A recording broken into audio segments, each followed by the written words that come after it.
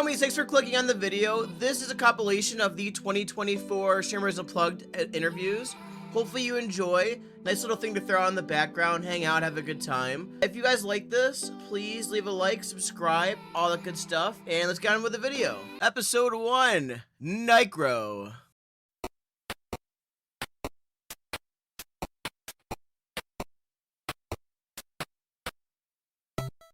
From the beginning of his streaming career, all the way back in 2018, this streamer has found ways to constantly adapt to the changing world of Twitch. Along the way, he has collected many speedrunning records, as well as doing insane challenges, such as the 24-hour SM64 Endless Staircase. Oh shit, 2!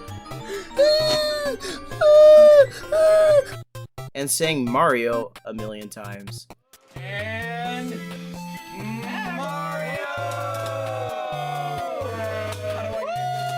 On March 23rd, 2019, however, nobody saw what would be his biggest accomplishment incoming. Not even himself. oh, here's the thing, sub hour, I knew, okay, it's not possible. Let me just say it, it's not.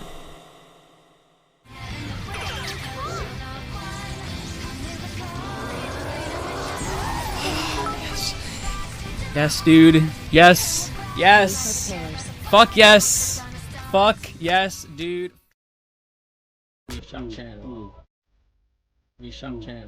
think it's time to welcome you to the Conways. I'm not going to win.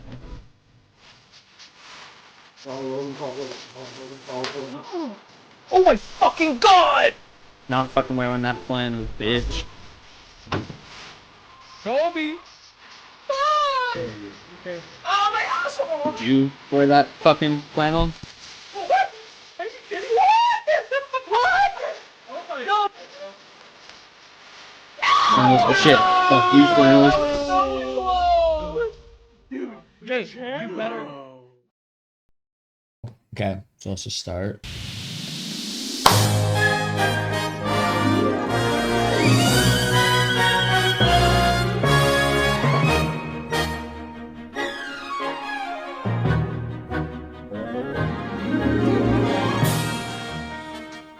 Fucking Nick.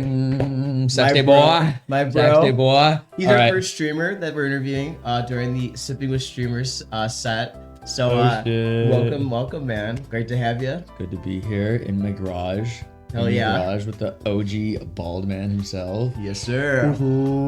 As of yesterday, yeah, the new setup. Yeah. How's it feel? How'd it feel after yesterday? Great. Like having another era. Yeah, new Nicro era in the garage. Yeah. Got the Dave & Buster's carpet going. Still got the little tykes, you know. We holding it down. It's a lot of fun. It's great. It's chilling. Yeah, it's nice. Yeah, I like it a lot. I think it'll be a nice new era. So that video, the intro video, if you remember that from the other day, like, isn't it kind of cool to like watch a video like that and just see all of your accomplishments from like somebody else's point of view? Yeah, absolutely. I mean, it is just like a wacky story. Kind of like I said before, like everything that's happened, it's like there's so many different like eras and they're all so very different. And like, you know, at one point I'm like world record speedrunner, and then the next I'm just saying like Mario a million times. Like it's all over the place, but like I don't know, I love it. It's unique. It's silly, but it's silly. So silly. But like, yeah, no, it is pretty funny. I mean, yeah, that's me. That's what I've done. You know? Yeah, right. Isn't that crazy? That's it. Yeah, but yeah, it's definitely cool to like have a video about that. And like, yeah, you know, you grew so much since the beginning. Like, do you ever just sit back and think like, wow, like, you know, like people like me, I was influenced by you, and there's plenty of other streamers that are too. Like, do you ever like just sit back and like think about like your growth on, you know, Twitch? Like, it'd be like, whoa, like I did this, you know? Yeah, I think it's just been so like gradual. Like ever since the beginning, like I've had those like moments where like things were like on the up, but it was never like, I don't know. I don't think it ever like hit me like holy shit. Other than maybe in like 2020 when like the YouTube started to go off, but like most of the growth I'd say from when I started streaming to now, it's either just been like steady or just kind of like pretty similar. Like I just kind of got like used to it. Right. So yeah, like looking back on the growth, it's it is crazy. It's like I've done a lot of cool things, and like a lot of people, like I've met tons of people, Right, right. impacted a lot of people, but at the same time, it's just like, you know, I'm just doing my thing, and like that's just been the last like 6 years. Yeah. And yeah, That's it's tough to crazy. say. It's just I just come so used to it. Right. Yeah. Yeah, So- no, I think about the growth and stuff like that. Obviously, like I'm still hungry for more, so it's like there's always like gonna be that like next thing. But you know, yeah, it's just been very gradual, I'd say. Yeah. That's awesome. Yeah. Yeah, so like, you know, like hitting all of those, like, you know, the followers and all that, getting all those, let's take it back to like the beginning. So like you might not even remember what it was like when you hit affiliate, but do you remember? Affiliate, yeah, I remember it. The program first came out, I think in like 2017. Mm-hmm. Yeah, no, I was just speedrunning, like I was just getting into it. I was learning Mario 64. Yeah. And it's basically just like Trav, like Yoma, like Omar, and like some other like random like chick back in the day. So I had my little squad, Yeah. and then you know, we hit that affiliate in like, I want to say like summer of 2017. Okay. So yeah, that was that had been what, 6 years ago. That was kind of like in between just learning like Mario 64. I would just like come on stream and just practice random stars, or I would like screw around with Wii Sports a little bit at the time. I think that's when I kind of started doing that. With the golf, right? Like Yeah, we used to just speedrun golf. Like that was before we did all sports, or before I got into any like other Wii content. Yeah. So yeah, no, that was when I first got affiliate.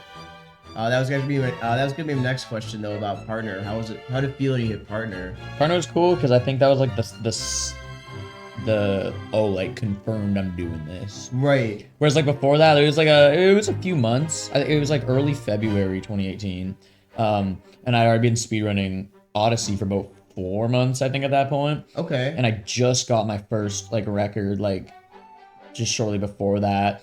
Things were looking good. The channel was growing, and yeah, as soon as I got that partner, I was like, all right, like kind of knew I wanted to quit, but that was like all right, like I think you like for sure earned it kind of thing. Yeah. So Oh, okay. Yeah. I was yeah, still yeah. going to college, and I still worked at a grocery store. Right. Right. So yeah, no, I should have clarified that. But yeah, Yeah, I was like, what? I was still working there, and I still was like going to school. I mean, I didn't do my work. I kind of knew I didn't like it anyway. I was kind of like looking for a way out. Right, That's why I right. like put all my attention into Odyssey. Like I'd go to a college class with my Switch and like practice on the side. Yeah.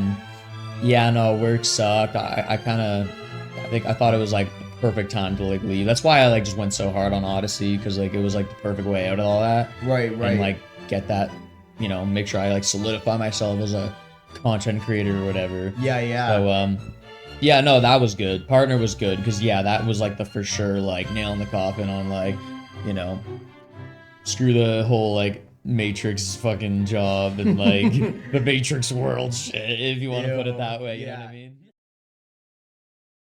Oh, this is a good one actually. Yeah. So so you've been on Twitch since 2017. So you'd say that's like 6 years, right? So there's been so many eras you've gone through on Twitch. What would you say is your favorite one? My favorite era on Twitch. Yeah. Maybe the Odyssey era, because like I was so dialed in, and like looking back, it went by so fast. But I think that's what happens when you're just like, you just wake up and you know what you're doing. Right.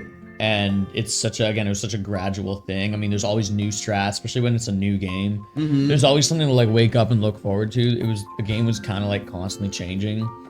And it's just the most exciting time because like that again was the beginning, really. Yeah. And that is the thing that like I was like, yeah, if I'm gonna make this thing work, it's this. So meaning like content, if I'm gonna make content work. Right. Right. So like just finding my place in the Twitch world or the internet world, it was cool to see that come to life. But also like I just love the game so much too that like it was just like a perfect complement to each other. Like I liked streaming, but I liked the game I was playing. Yeah, no, I think I'd say favorite in terms of just like how seamless it was to just come on and just go. Yeah, like that's something you don't just like you can't just replicate, I Right, guess. You right. kind of just, it was just kind of there. And I just had that like drive. And yeah, no, everything kind of just aligned in that moment. Like I wasn't trying too hard to like make it happen. Yeah, that's awesome. Yeah. What would you say your second favorite is then? I probably, it's hard to say because like I love the Wii Sports era. Like that was its own thing too, whereas like that was like more the YouTube side of things. Whereas like Twitch was all just like Odyssey, and then I just upload the occasional world record to like YouTube. But then after that, when I took the YouTube seriously, that grew in its own right with the Wii Sports content. And when I took a more entertainment and casual side of things, which obviously came back into the stream, and that was really cool because that just like, I'm just swinging this remote around and like I'm just screaming and we're just having fun. And you know, it had its serious moments too, maybe. Like I would be kind of competitive and like I'd speedrun Wii stuff, but it was more just like, you know, that's like the YouTube kind of content. Right. That's just that fun stuff. So that was fun for sure. It's just a lot more like, you know, like what's next and like plan the next video or plan the next challenge and like there's more thought put into it. Yeah. And it's less like, oh, I gotta just get up today and just like go through the motions. You kind of have to like, it's a little bit more thinking and planning, especially with like, when am I uploading? I got an editor now. I have to like do my own thumbnails. I'm like making more stuff kind of behind the scenes. Whereas like Odyssey, there's just like PC on, Switch on, go kind of thing. There's not really like much to it. Yeah, right, exactly. So yeah, the maintenance of the YouTube and the Wii Sports era was like a little bit higher, but like it's still really fun.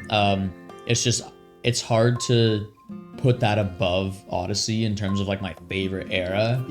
Because Odyssey I think just serves more of an important role in my like history, I guess. For sure. In my in the way I like view streaming and like content creation as a whole. Yeah, that's pretty cool. Yeah, that's pretty dope. It's pretty fucking dope. Pretty fucking dope, man.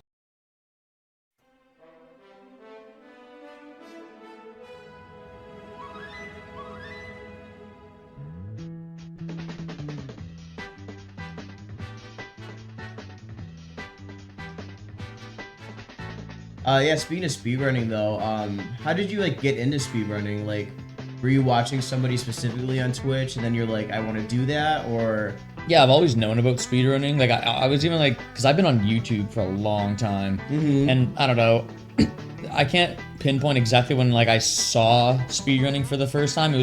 I think it was like around 2012, 13 maybe, because SGDQ, like AGDQ, they started in 2012 or 13, I think. Okay. And then they started getting uploaded to YouTube, and like the whole world kind of first got introduced to speedrunning once they all saw these guys in this room doing these charities and these big displays of speedrunning, these huge marathons, and it was just showing like a whole like art form of which is speedrunning for all these cool retro games that I was like into. All these Nintendo games are just being like torn apart. And it just looked like some god mode shit. I was like, what is, like, how do people even like get there? Like, I didn't understand what was going on, but it was just like, this is so cool, and like these people are like gods. Like, so I knew about it, I saw it, and I'm like, damn, that's amazing. But it was just kind of something I like looked at from a distance until 2016. I was still playing a lot of Melee. Like that was like my main game at the time. And the reason I even went on Twitch in the first place was because of Smash Melee. Like that was like kind of the hub for like tournaments and like any big event, like you just watch it there. And one of my buddies who was in like my friends list, he's because I don't think they have this feature anymore on Twitch, but it used to say who your friends are watching. And I even think they removed friends. Like, I don't even know if you can be friends with people on Twitch anymore, but it used to be a feature, and it would show, like, what they're up to kind of thing. And one of my Smash buddies, it said he was watching Clint Stevens. And I would just, like, click, and there used to be a join button. Like, you can just join whatever stream they're watching. So I'm like, okay, like, let me just check out what my friends are watching, and I clicked the stream, and it was Clint doing 100% Ocarina of Time. Ooh. Which was a whole different side of speedrunning, because in my mind, at that point, all I knew about speedrunning was like what I've seen on GDQ, like YouTube videos. Right. Which was just like any percent, like beating the game as fast as you can. Yeah. With no requirements. Whereas like Clint was doing like a 4.5 hour speedrun of the same game, but like you get everything, and this is its own category, and like people run this and route this and do, and the tricks and the way the run is done is completely different. Oh yeah. So it was like I loved Ocarina of Time, and just watching any percent was cool, but like it's like I get to see the entire game in all of its glory, like with all these tricks, all these things combined. Right. See how the route works out. Like it was just this like beautiful thing. And yeah, no, I just like fell in love with his stream because it was like so chill, and like he was just like so good at the game. Yeah. And on first arrival, when you've never seen any of that shit, it's like, damn, like this is what speedrunning like should be, I think. Like not just the like start to finish like fast as you can. Like I like that like diversity of the categories. Yeah. It showed me that you can like really get a little bit more creative with speedrunning. It's not just one thing. Oh yeah. Yeah, no, Clint was like the first person I really watched where I was like, this seems like a viable career, because he was like killing it. Right, yeah. He's always been crushing it on Twitch, and I'm like, well, dude, like I would love to do something like this. So about like a month or two in, which was early 2017, I was like, yeah, let's just try it. Yeah. Booted up an emulator, Mario 64. Let's just learn like movement, and then that's really where it all started. Shit. Yeah. So another one's actually, you know, speaking of like the beginnings of like your streaming career, what would you say to someone trying to get into streaming? Like, imagine, you know, if you can go back, like what would you want someone to tell you? Or even streaming, actually, both, you know? You Like, have to love the game. That is it. have to love Like, it. if there's just one thing, like, you know, I could go in depth, obviously, but it's really just like, when I first came onto it, it's like, I kind of just knew, like, I almost felt like, especially because at the time, it was about gaming more so. Like, now it's like variety, IRLs, and like just chatting, personalities, these like, which is like cool. Yeah. But that's not the era that I came from. Right. And it was really just about like, this is a place for like hardcore gamers to show off like the art of like, you know, whether that's like speedrunning or like Smash or like pro gaming, like pro fucking FPS and like competitive esports. Like that's the world that I came in. Right. So like my idea of success was like, oh, just get good at the game. Just Yeah. be the best at the game. So like the advice to me was like, motherfucker, get good. Yeah. That was it. Yeah. Like nowadays, how do you put, it's like the best product is just something that's like people are Relevant? searching for. Like, Yeah. yeah, I could like market it better, because like as a streamer, if you're trying to be like a personality now, if we're to like steer away from like competitive gamer / speedrunner kind of thing, you just gotta be like uploading like YouTube shorts, TikToks, coming up with these like funny ideas and making like highlights out of your streams, and kind of like you gotta know marketing. Like you gotta clickbait in ways, and like use YouTube and like make sure like really emphasize thumbnails and titles, and like go into smaller communities and like network, and like you gotta take people in from outside of Twitch. Yeah, of course. And naturally it's gonna happen if you're the best at a game.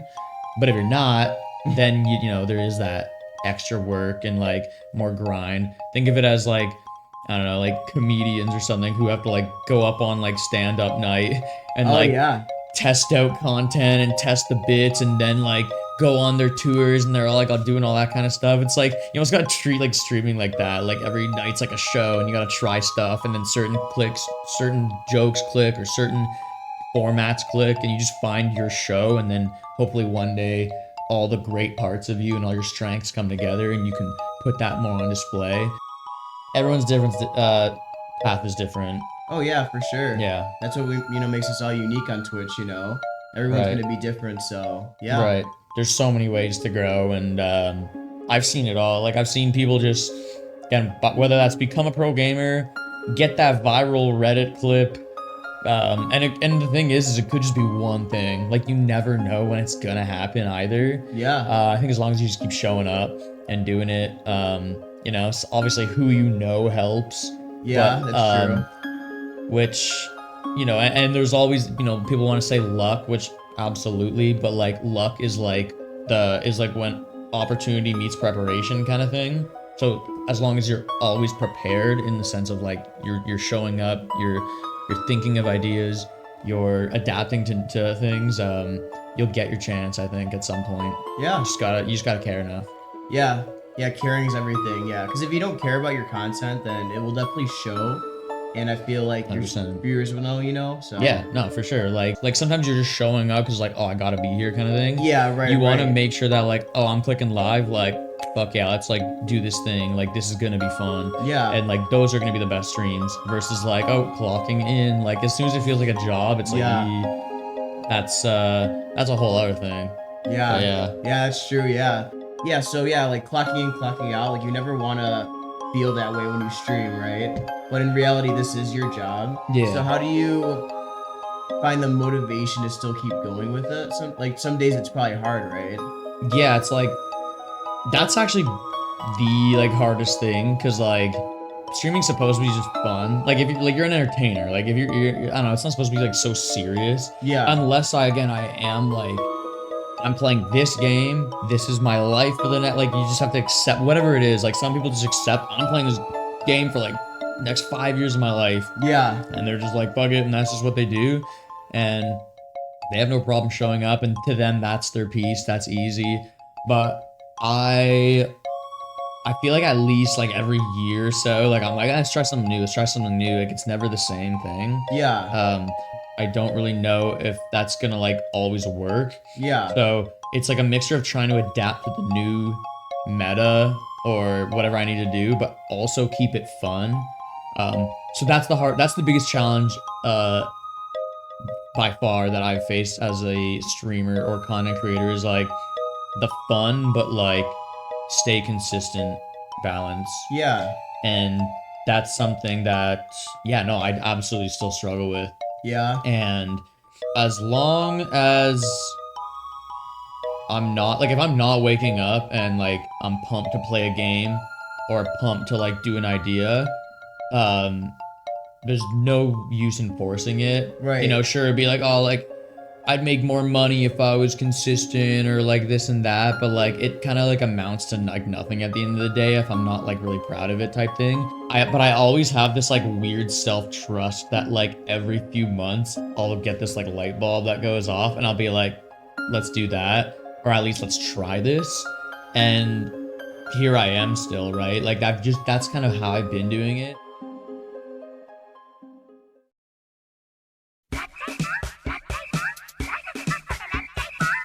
Yeah, so viewer question. So I asked my Discord, like, if you can like think of your favorite streamer, what kind of question would you want to ask them? Which is like that one Disney movie one. Remember that? Yeah. Yeah, so we'll start off with that. What's your favorite Disney movie? I don't know. I don't know if I've watched a Disney movie. I probably have. I had to have. Like, I fucking haven't even seen Star Wars. Yeah, I know. I've never seen Harry Potter. No Aladdin. Mm-mm. No Bugs Life. Yeah, name some. Maybe I'll remember. Bugs Life. No. You said Toy Story. Monsters Inc. Okay, that was actually the first movie I've ever seen. I don't remember a thing about it, but I remember being like a 3-year-old, I think. Yeah. My mom taking me to the mall. They had this like mall little like shitty movie theater, and I'm pretty sure that was the first ever movie I've seen. But yeah, I was 3 years old probably, so I don't remember a thing. So I'm gonna say I haven't seen it. Okay. Or you could just say that's your favorite one because it's the only one you probably Maybe. seen. Here, name a couple more. Mulan, Sleeping Cinderella, Beauty. like classic No. ones. Nope. Nope. I don't know what else. Cars. No. Fuck what? I don't know. Like my parents never took us to see those kinds of. Maybe it's because I didn't express interest in it. I don't know why. It's not like they just didn't bring me to movies often. I don't know why. Yeah, I don't know. Bitches. Fuck you, mom. Robbed your childhood. Yeah. Oh. It's okay. I just played fucking GameCube, and that's probably why I'm even like here today. So Yeah, exactly. Thank you, mom. Love you. Fuck Toy Story. Are you happy with how your streaming career is going? How it's going? Yeah. No, because I'm not currently doing anything that's like, because like streaming's fun when it's like you're growing and you're having fun, because then like you know that you're not trying so hard and it's working. Yeah. And it releases that like stress of like, I don't know, it feeling like work. Mm-hmm. Whereas right now, if I were to come on, it would feel more like work because I'm not like super like passionate about something at the very, very moment. Yeah. So like how it's going at the very moment, like yeah, I'm not currently on duty. I'll just put it like that. Yeah, yeah. I haven't deployed myself to like do whatever mission, Deployed. go on my missions of whatever it is I'm doing. Yeah. So Well, when this comes out, you'll be in the middle of the subathon, so potentially yeah. So I mean, that'll be something during that time. kick.com/Nicro, kick.com/Nicro, kick.com/Nicro. But yeah, I don't know. I think a better question would be like, are you happy with how it's went thus far? Yeah. And I'd say yeah, and I'm excited because I always like, no matter what I do, even if like the highlights were like in the past, I'm always looking up and I'm always like looking to do more. And I have no doubt that I'm gonna like find something again that I like. So I'm not worried about like how's it going right now kind of thing. Like I could give a shit less because like I know as long as I'm thinking about it, like I said, something will come up. And the beauty of streaming is you can stream whatever you want. So as long as I'm creative and I'm always like doing stuff, which I do, whatever that thing is, we'll just stream it, or we're gonna make something, we're gonna make some content of it. And yeah, hopefully it works. And if I'm enjoying it, then fuck yeah, I'd say I like how it's going. That's great. Yeah. Good shit. Yeah. So what is your favorite way to relax at the end of the day? So say, you're doing your little stream, it's over. What do you like to do? little stream. What would you say? Like how do you like to relax? How do I like to relax is I go to Tim Hortons, I get a coffee, I'll have a stream on probably. Like I'm always just like got all the socials just open. Like I mean, like you should see my setup. There's like 4 fucking monitors. Yeah. He 6 always consoles, 4 monitors, like all this bullshit, right? Yeah, he always has something going. So. So I don't know. Maybe that's just some like ADHD brain shit. But like, it's always like, if it's like wind down, then I do that. But even when I'm not streaming, like I still do like work. Like more work is my wind down, but like not like intense, like live, like always like talking constantly work. Like right. I like to write. Again, I like to make music.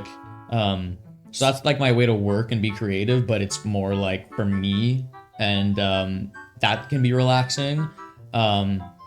Yeah, no, just more creative work. Like it's like, again, I feel like I almost always am working, even if a lot of the work just is in my head. I'm always thinking about stuff. Right. So as soon as I'm like done streaming, it's like, okay, however much longer I have in the day, maybe I'll just hop into a new task. Or if it's like super late, yeah, like I'll probably just kick back and watch a stream or just like play some Melee or something. Yeah. Like that's pretty much like my wind down. It's like pretty simple. But yeah, I'm always doing creative work.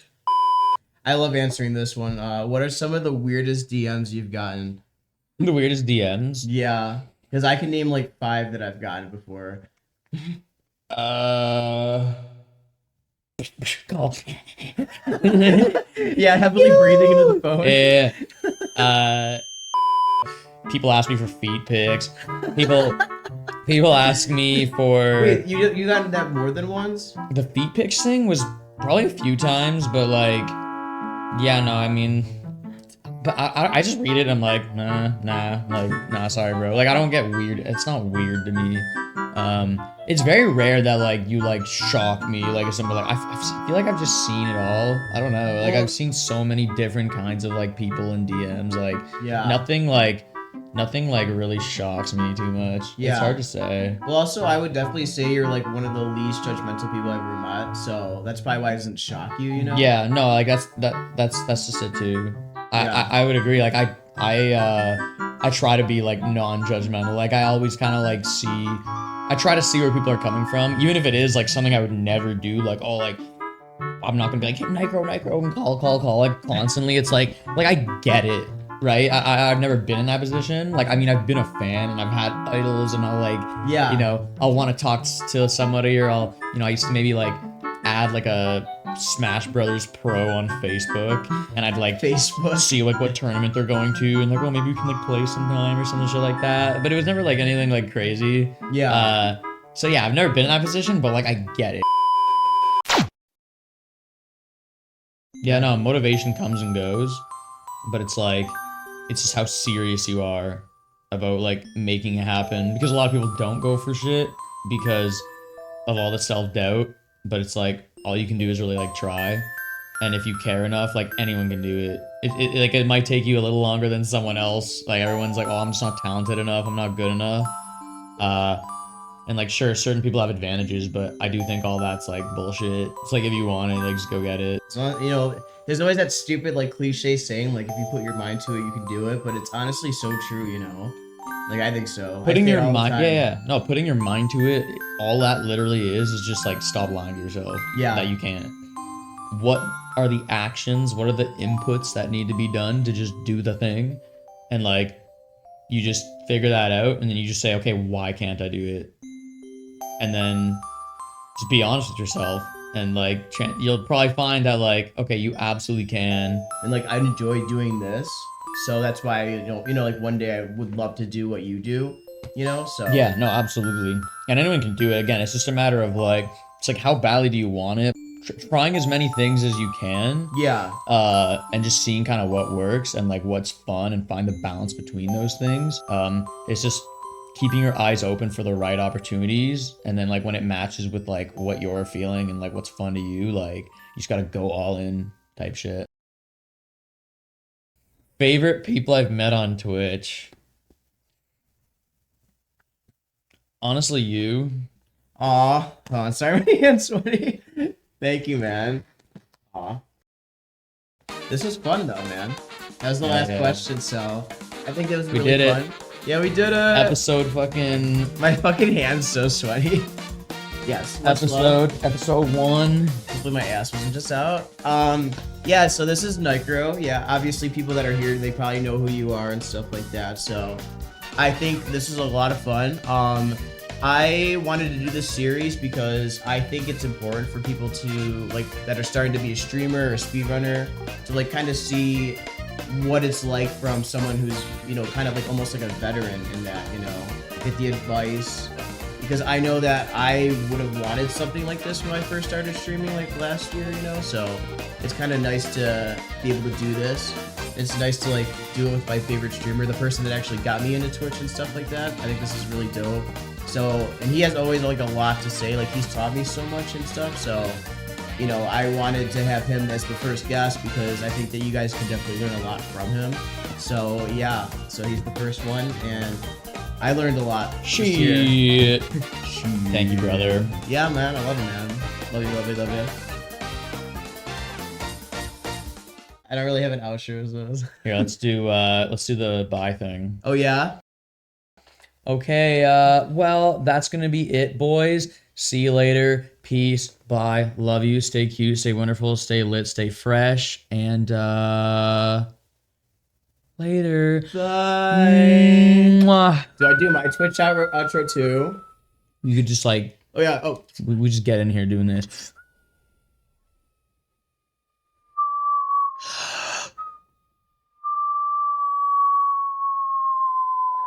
Episode 2, my story.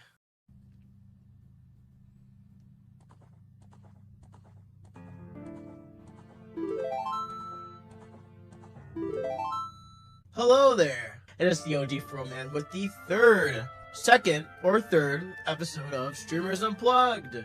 Who is the guest this time though? Well, wanted to say that I asked my Discord who you guys want to see get interviewed next, and for some reason, a lot of people actually said me, so here we are. I guess I'm the guest of my own show. I did not do this myself. I asked everybody. It's not me just like doing some ego boost thing. I haven't done much in my career yet, but I can tell you a little bit of my story, and I definitely have some lessons I think that people can take away from, and I think that's why people wanted me to do this, so yeah. Back in 2019, I found Twitch for a YouTube video called 24-Hour Wii Fit Challenge by Nicro.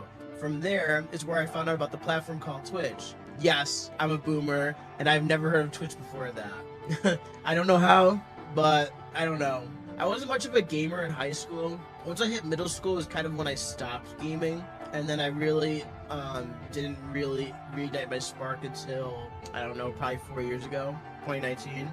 But from there, I'd watch Nicro streams when I was in a bad place mentally, and it helped me through like a lot of tough times, and it was a nice little escape from life. I had a lot going on at that time, and everything kind of crashed down at the same time. And so being able to just hop on there, you know, interact with people in chat, interact with the streamer, it was definitely like a nice little way to just kind of let everything go for a little bit, right? Before I found Twitch, I used to be really addicted to YouTube. I watched a lot of YouTube. I watched Poofesure, and then like back in the day, I used to watch Shane Dawson before he was like kind of weird. So, you know, I used to be really obsessed with iCarly too. So even before Twitch, I've always wanted to be some kind of like, I don't know, influencer, like some, you know, somebody just that is online and they're on there to entertain people and to just have like a positive influence on people's lives. I think that's so important. YouTube for me didn't work out at all because I hate editing. Editing takes forever. But fun fact, I'm actually editing this own video myself because I thought if this video is going to be about me, I kind of want to be the one that edits myself. So, yeah, you're going to love the shitty ed job. So since then, my number one mission when I became a streamer was to really create a place, the Fromies, right?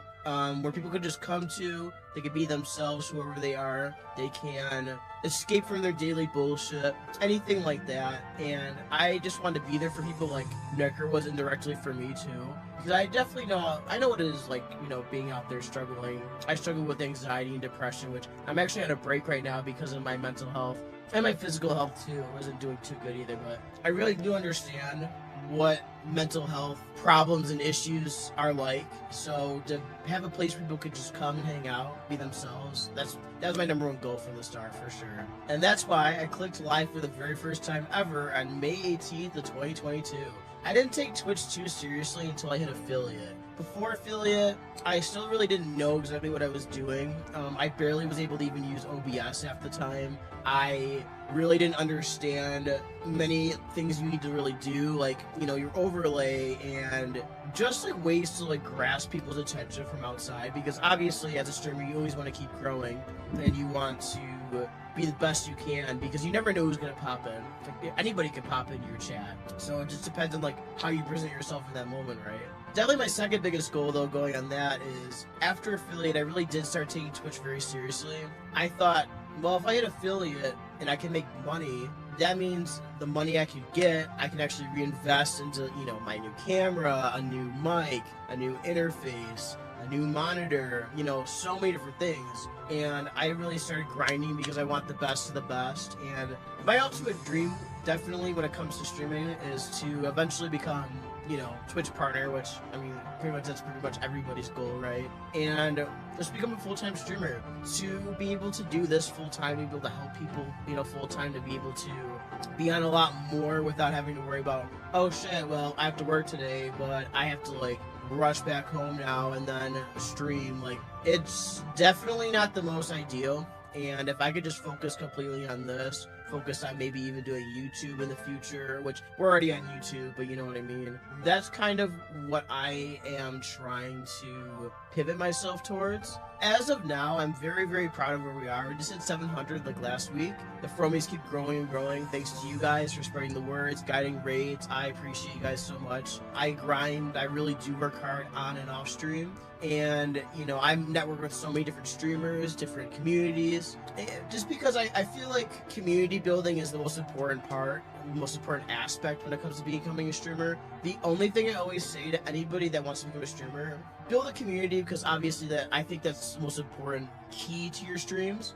But do it genuinely. Like, if you want to engage with people, you should do it genuinely. Which, if you don't want to engage with people, you probably shouldn't be a streamer anyways. But, you know, I think that community building's great. Intertwining your communities with people is amazing. I've had so many fun collabs over the years. Met people that I never thought would ever even know my name. And it really is humbling to see how far I got in not even 2 years yet.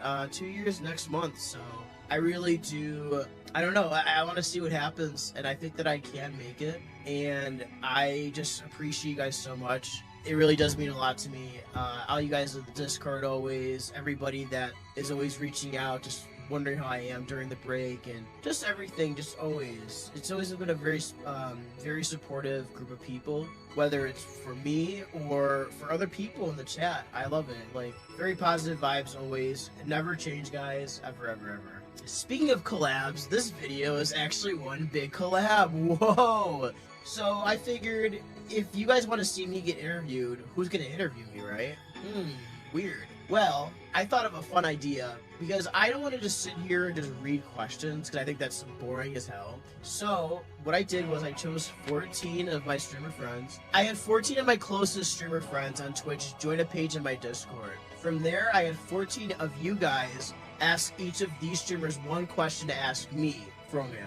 In addition, I had the streamers themselves think of a question to ask me too. So they took one question from you guys, and then one question that they created themselves, so 2. And with those 2 questions, they recorded a video of themselves asking me the question. And I think that's a really cool idea, because, you know, obviously the viewers, you guys, the Fromies, you guys have got me so far, and you guys are such a key part of my life and just the development of my channel and everything. But also, my streamer friends are amazing too, and I thought, if I'm gonna make a video about my journey, I have to include them, right? And I think this is a really cool idea. I'm really excited to see what they asked me. Kind of nervous. Oh my god. I'm really excited to see what this is all about. I have not watched any of the videos yet, so I'm gonna be interested to see what people have to say. And I'll answer everything. And if you guys have any other questions, like, if you guys weren't able to ask any of these guys a question, just always reach out to me. You know, I'm always here to offer advice when it comes to streaming, well, streaming, life, anything. I'm always here for you guys, just so you know. So I guess, without further ado, let's go. Let's watch some videos. I'm so happy. Oh my god. Yes, bro. You fucking piece of shit.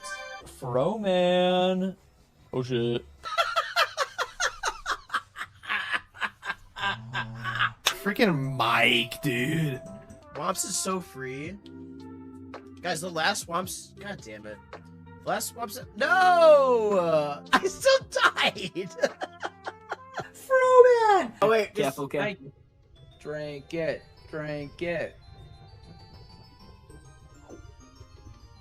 Fro, aka I can't find me or silly no tea. watch, this is my Deku Shields.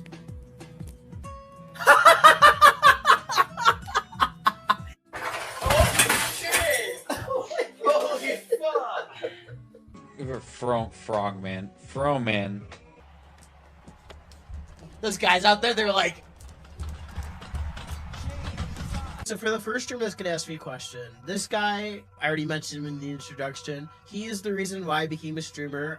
It's kind of funny. I actually have 2 pictures. So I have a monitor that I'm looking at, obviously, right? And against those are these 2 things. So there's a picture of my grandma, because she's the one who bought my setup, because she wanted, you know, she believed in me. And so without her, I would have no equipment. I would have nothing. No PC, anything. So awesome to her. So she's the one that helped me get to stream. But this guy is the one that got me into streaming, Mr. Nicro. Love the guy. He's amazing. You should go check him out. He's like my brother. He's definitely my best friend in the world. Without watching his YouTube video, I would never have found what Twitch was, and I wouldn't be here right now. So let's go. Let's see what he has to say.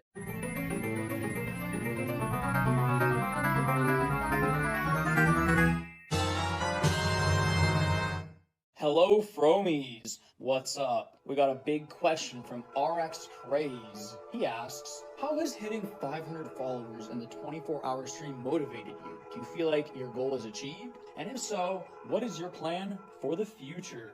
All right, so how I think I'm gonna do this, I'm gonna split into two because, it looks like Nick did 2 different videos, so this is split anyways. But I'm gonna split into 2 each because I have like the attention span of a squirrel, so I won't remember the question. So here's the answer to that though. Hitting 500 followers is crazy. I remember another guest speaker, it's Bear Trap, was the one who helped me get there. It was right before New Year's Eve, and I'm like, guys, I just want to hit 500 right before the New Year. And we did it, and it was amazing. It really felt very motivating. So the question is my goal achieved? Well, it depends what you mean by that. So when it comes to like the Twitch partner, no. When it comes to like a lot of my other goals in life, absolutely not. But that goal in particular, yeah, hitting 500, I think that was a huge milestone for me because it's like you're halfway to 1,000, which is your 4 digits.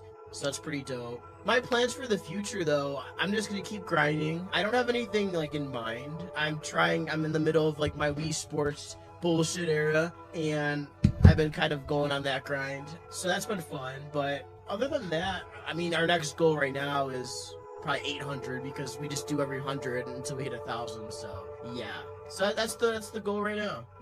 Also, my question to you, Froman, is when are you gonna get good at Wii Sports Resort Bowling? It's kind of funny because I was like, where's this going? Okay. Fucking Nick. That's all I gotta say to that question. Yeah, I don't know. I gotta get better at Wii Sports and stuff like that. I definitely want to practice a lot of these Wii games. Maybe eventually speedrun things. I don't really know. We'll see. But right now, I don't know. I'm not in a hurry to get good at Wii Sports as our bowling.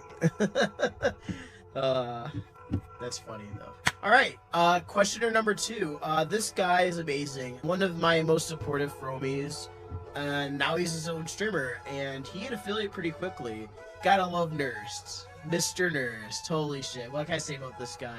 One of those compassionate, kind human beings out there. Always there to do, help me out with modding, and just always being funny in chat, and just always being supportive. Like, man, Nurst, I love you, man, and I don't know what to, I don't know where I'd be half the time without you, so I appreciate you. Let's see what you have to say.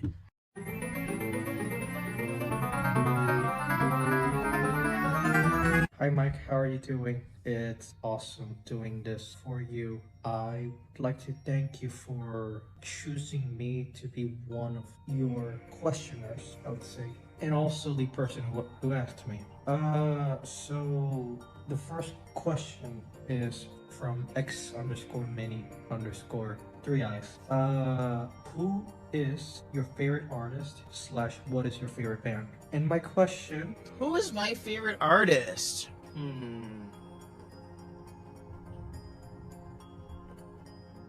There he is. Mr. Michael Jackson, always. Well, not always. He has been my favorite artist since like 8th grade. That is not unwavered or like change at all. Why? I have just always thought that Michael Jackson was such a cool, just such a huge, larger than life person. His music's really good, especially his not-known music. His like non-hits, like the non-hits hit a lot better than the hits. Like Beat It, but like You Are My Life. And I love dancing, so I've always really loved, Michael Jackson because he can dance. And obviously, you always see the redemption in the channel playing redemption section of my streams. If you hit 75,000 points, then you can do the Thriller dance. Well, I know the Thriller dance. I taught myself in 8th grade. I know a few other dances too, but yeah, he's definitely my favorite. My question is, how do you come up with ideas for future streams without getting bored of streaming nor gaming? That's my question. I hope that you give a great answer. I love you a lot. You are one of the streamers who I felt I was pushed to do streaming, but indirectly and in a good way. I love being with you, I love spending time with you, I love watching you, and I'm sure many others do as well. So take care. I hope to watch that video soon. Bye bye. Oh man, I love you too. That's such a nice thing to say. Yes, I always love, when you're around, for sure. So, how I come up with ideas. So, literally, this is something that I'm trying to do differently. After talking with people, I definitely am going to put more thought into my content. But right now, what I usually do is I just play games I used to play as a kid. Like, we're gonna play Wii Fit soon. We've been playing Wii Sports Resort. I used to play all those games. I play a lot of OOT randos, randos too, so it is a lot of my childhood games, and it's fun to relive them through an adult lens, because it's kind of like a little game in itself to see if it's nostalgia that keeps these games good, or if it is the games itself actually being good. So that's pretty much what I do, and that's it never gets me bored. Unless it's a game that I play and then I realize, oh, it was just nostalgia, or I was just a kid and it was okay back as a kid. Then it's like halfway through the gameplay, it's like, oh my gosh, and then it just kind of feels like it's dragging. Then it gets boring, but for the most part, I pretty much just play whatever I really want to play. And usually when you do things like that, when you play whatever you want to play, it keeps you from being bored, first of all. And if you're bored on stream playing a game that you don't want to play, it'll show, and your audience will definitely pick up on it, and then it just makes your stream lack a lot of just sustenance. So you don't really want to do that. So play whatever you guys want to play. Oh, the next interviewer. All right. So, man, what do I say about Bear Trap? Bear Nation. What's up, everybody? What's going on? Yo, my boy Ryan. Holy shit. One of my good friends, one of my closest friends on this planet. I love this guy. He is one of the 4 people that got me into streaming. Ryan is one of those people I really looked up to as a streamer, in the fact that he has a really, the Bear Nation, he has a great community. He's great at engaging with viewers, his followers, whether it's in the Discord or whether it's on stream.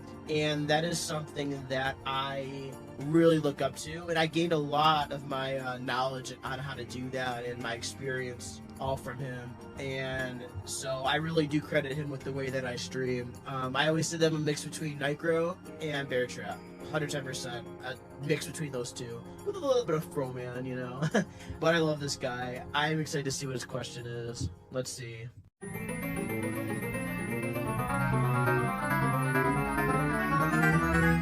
Dude, I've had to re-record this so many times. This is just so weird.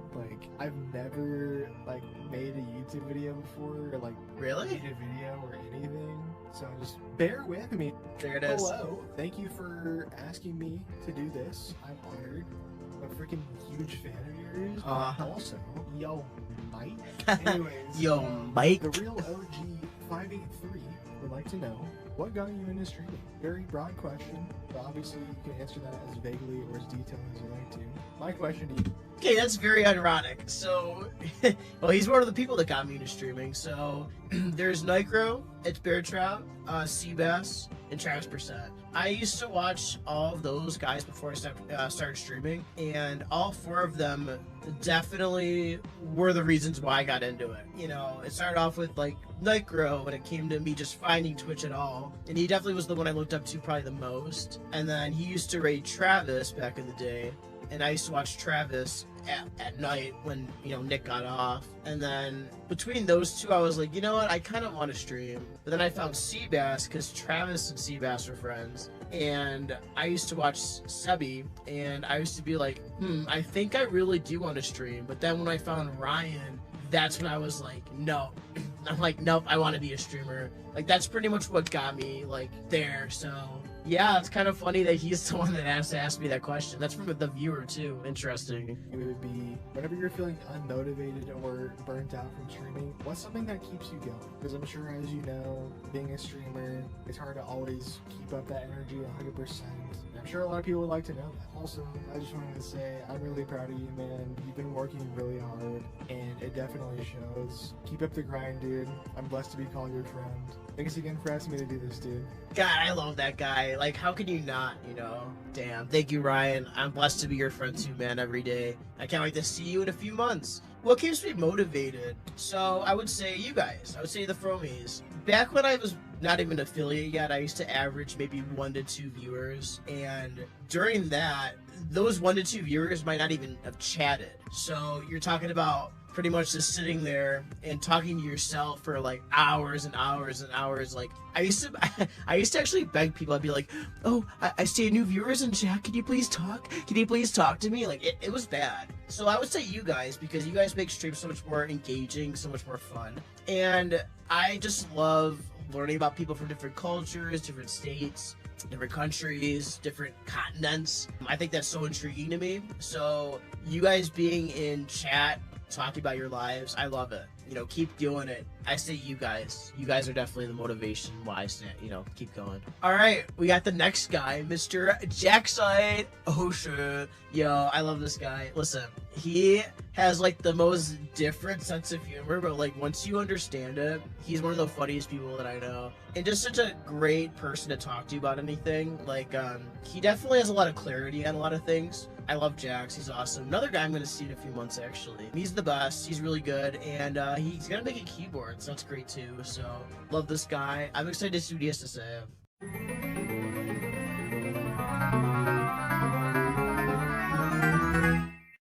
Yo, Froman, so my question I have for you is, what is your favorite piece of technology that you like, other than like consoles or stuff that might not be as important? Just what is your favorite piece, you know? So, and then Libra's favorite piece of technology.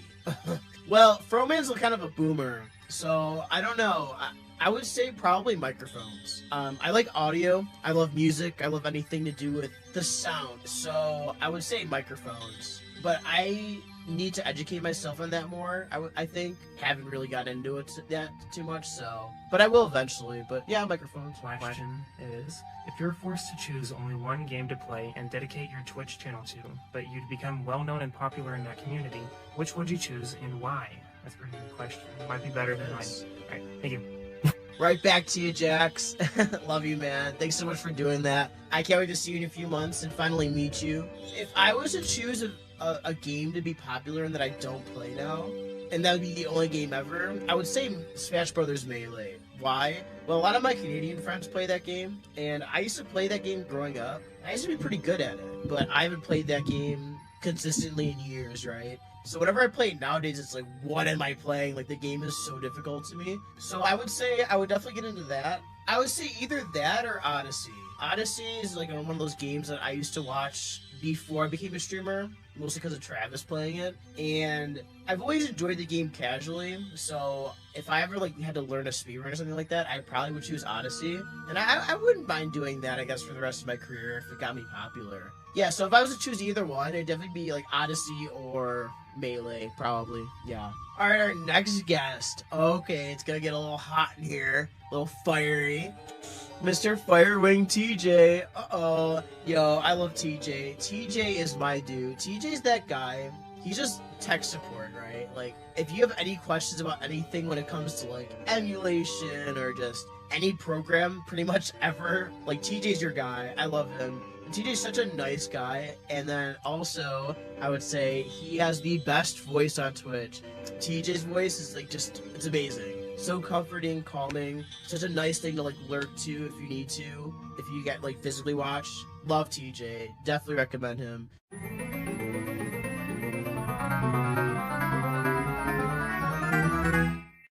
Hello chat, and more specifically, hello Froman. I just want to start by saying that I love Star Wars. Your positive attitude shapes your community. That positive energy will take you far in everything you set your mind towards.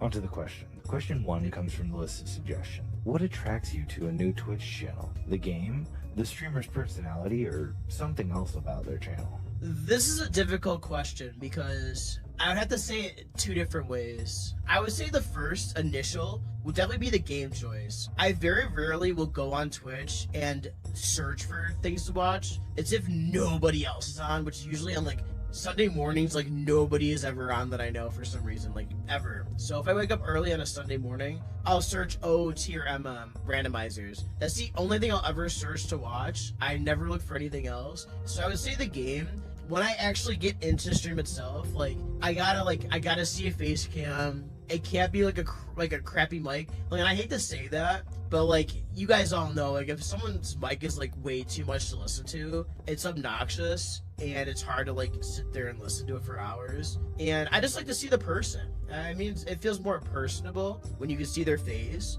But there's a few people that I've watched where I don't need to see their face. Like, they're just good enough. Like, Grimy before he got Grimy09 before he got a face cam. He was awesome. He's a really great streamer. So he didn't need a face cam, but like, he's a very like rare exception out of anybody else. Excites you the most about the future of your channel? Be it more people to hang out with in chat, or future endeavors that you may have been keeping a secret. Thank you for including me in this and allowing me the pleasure to be part of this interview. Gotta love you, TJ. Thanks for being a part of it, man. What excites me most about the channel? I think the growth that we've experienced so far, it just keeps going up, and there's just no stop, and there's no end in sight. I think that's what excites me, because it definitely kind of validates that I probably can do this, and that I can reach partner one day if I really do keep trying, and I could reach all my goals, become a full-time streamer. That probably excites me the most when it comes to Twitch, because when it comes to full-time streamer, you know, Twitch partner,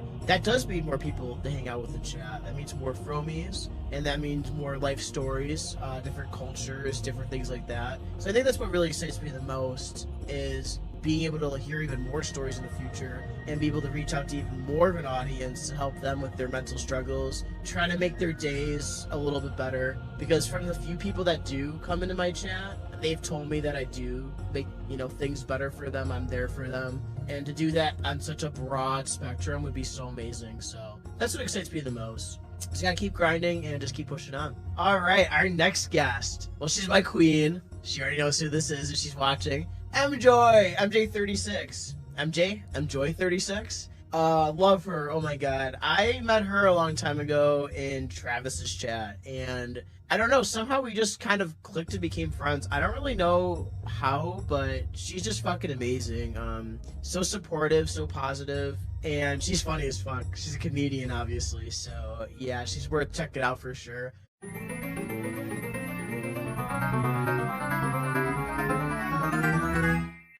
What's up, my king? Hey, Froman, it's MJoy here. I just wanted to say I'm so fucking proud of you, dude. I cannot believe how far you've come from us meeting a few years ago in Travis's chat. Especially just in this past year, you've made some huge strides. And I would say, you know, that I'm shocked by how far you've come, but that is not true, because you put in the work, man, and you've earned it every fucking day. But without further ado, my question for you is, after all this, what is the hardest thing to you as a streamer? What has been the hardest thing? I love you, by the way. Oh my god, you're the best. The hardest thing about being a streamer at this moment, I would say, is having to work a job on top of it, right? That's why I also say being a full-time streamer would be so awesome, because I would be able to completely focus on content creation, which is something I really do take a lot of a passion for. I love being creative. I think it's more productive. I've always been a creative person since I was a kid. I love using my imagination for things and kind of just creating what goes on in my brain and kind of putting it into an entertainment platform. I would love to do that full time, but it's hard. And I think that's my biggest struggle, is having to do a job on top of streaming, because the job that I work is not just sitting at a desk and you don't do anything all day. Like, I'm a cleaner, so I'm like cleaning, I'm bending over, I'm, mopping and shit. Like, it's a lot of work. So to like come home after that at the end of the day and be like, oh, well, time to stream. It's like, yeah. And you don't want to be just a weekend streamer, because it's only 2 days. And then you just have like the 5 days to do nothing. Like, so that's my biggest struggle, is having a job. So I just can't wait till I don't have to do that. Maybe one day. Well, the next person, guys, is my other best friend. Love this guy. Crazy guy. But you gotta love him, Mr. Travis Percent. He is the second person that I watched, actually, ever on Twitch. And he was really somebody that kind of pushed me in the beginning, before we even became friends, to become a streamer. Like, he would be like, oh, I'd watch your Snapchat stories and I thought you were funny. And he'd always tell me, like, just go for it. And eventually I did, and here I am. So I love this guy. He's like my brother. He's the best.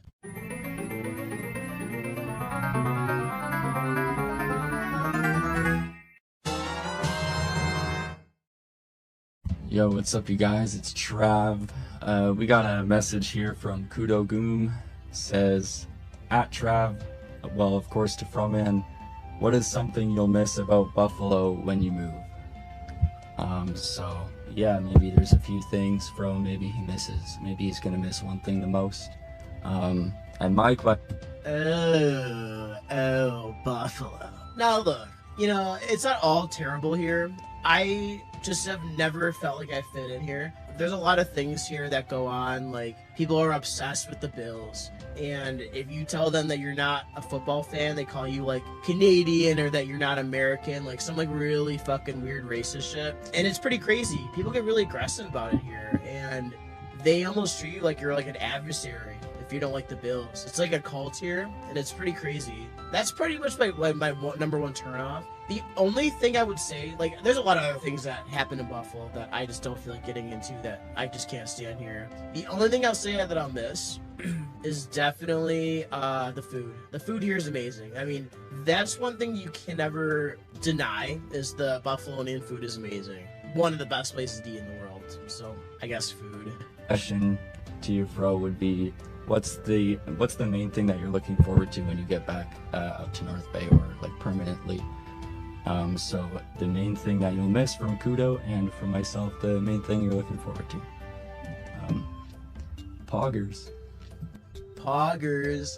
Man, North Bay. Well, you know, so people were asking about my goals when it comes to streaming. One of my biggest long-term goals is definitely to move up to North Bay, Ontario. That's where like Nick is, and Travis, and a lot of my other like really good friends up there. Everybody up there is very welcoming, very just down to earth. Like, they'll say whatever they want to your face, and I love that, because I hate when people aren't honest, when people are fake with you. I love, even if it's something nasty, say it to my face. I would rather, you know, hear it to my face and hear it behind my back, you know what I mean? So I think the most excited thing that I am when I do move up there one day is to be with all my close friends. I feel so much at home there, rather than even like more than Buffalo, and I've lived here for my whole life. Say that, and I haven't really looked at we haven't been able to ever look at the nature sites, but when I do drive around there, when I am there, I've definitely seen a lot of nature things, and I love nature. I'm kind of spiritual in that way, where I kind of feel like, you know, it's kind of some hippie shit where, you know, the nature blends with the person and the spirit, and I love that. So I love nature. I think nature is such a nice thing. So I think that I'm really excited to, you know, when I do go back up there, and when I do live there one day, to explore some of those nature things. Thanks, Trav, by the way. I love you, man.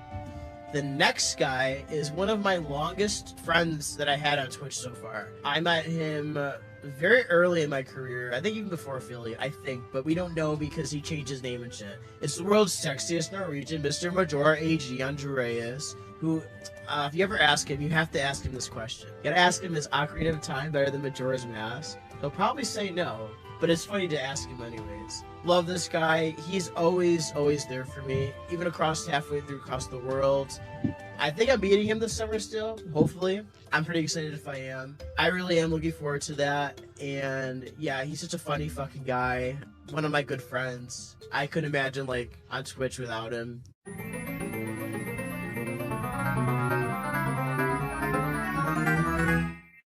What's up, Fro? What's up, Fromies? What's up to everybody that likes Majora's Mask better than Ocarina of Time, because it is a superior game. Question from Fax: what is your ultimate goal in life? If it's more than one thing, can you name some of them? See, I told you about the OOT is better than I'm So ultimate goal in life. My ultimate goal in life would definitely be being a father. That's something I've always wanted to do, is become like a dad, more than anything. I have always wanted to have kids and pass down what I've learned, pass down my bloodline, and just have a family. I definitely can see myself being a father. I've wanted to be a father since I was like very young. I remember I used to actually like come up with names for my kids. It was pretty crazy. I was like only 10 years old. Yeah, father would be my number one goal, and then just smaller goals. Well, not smaller, but you know, moving to North Bay, I just mentioned, becoming a Twitch partner, becoming a full-time streamer,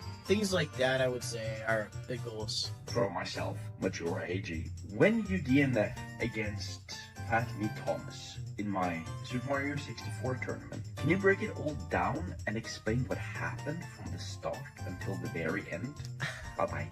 That's a question I was not expecting. What happened from the beginning to the end? I kind of went into the tournament against Tommy. It's fucking Tommy, right? So Tommy's like a god gamer, and I was doing better than him, but I still was like thinking in the back of my mind, he has to have been practicing and just not, you know, streaming it. Like, I just didn't trust him because I don't know. So just from the beginning, I was really stressed out about the tournament and my match. And, you know, during it, every mistake I was doing, I'm like, fuck it. Like, fuck this. Like, I'm going to fuck this up. This is not great. Any little mistake that I do, I'm going to be way behind Tommy. And when I died in WOMS, like, twice in a row to the same thing, I just fucking, like, I just lost it. It was like the star where you get all the 100 coins and the red coins. So that was like the longest one to lose to at the end both times. So I was like behind like 5 minutes, and I was like, yep, I'm done. And then something just shut off in me. I was shaking, and I just fucking turned off my PC, and then I went to my mom's. So yeah, that's pretty much what happened, and I am sorry about that again. Yeah, I don't know. I gotta work on some anger management issues before starting to ever speedrun ever again. This is pretty much the moral of that story. And thanks, Andreas, again for the video, man. Love you. Our next streamer is probably like the most high energy guy that I know on Twitch, and somebody who is very good at creating new ideas, very out of the box ideas, and honestly somebody probably who takes content creation as serious as I do. My boy Dills! Love this guy. Him and I met through a raid, actually. I was playing OOT randomizer, and he was playing OOT for the first time for himself. First playthrough, no randomizer. And that's just kind of how we met, and I love this guy. I talk to him all the time. He's just funny as fuck. He's very wild. He's a wild motherfucker.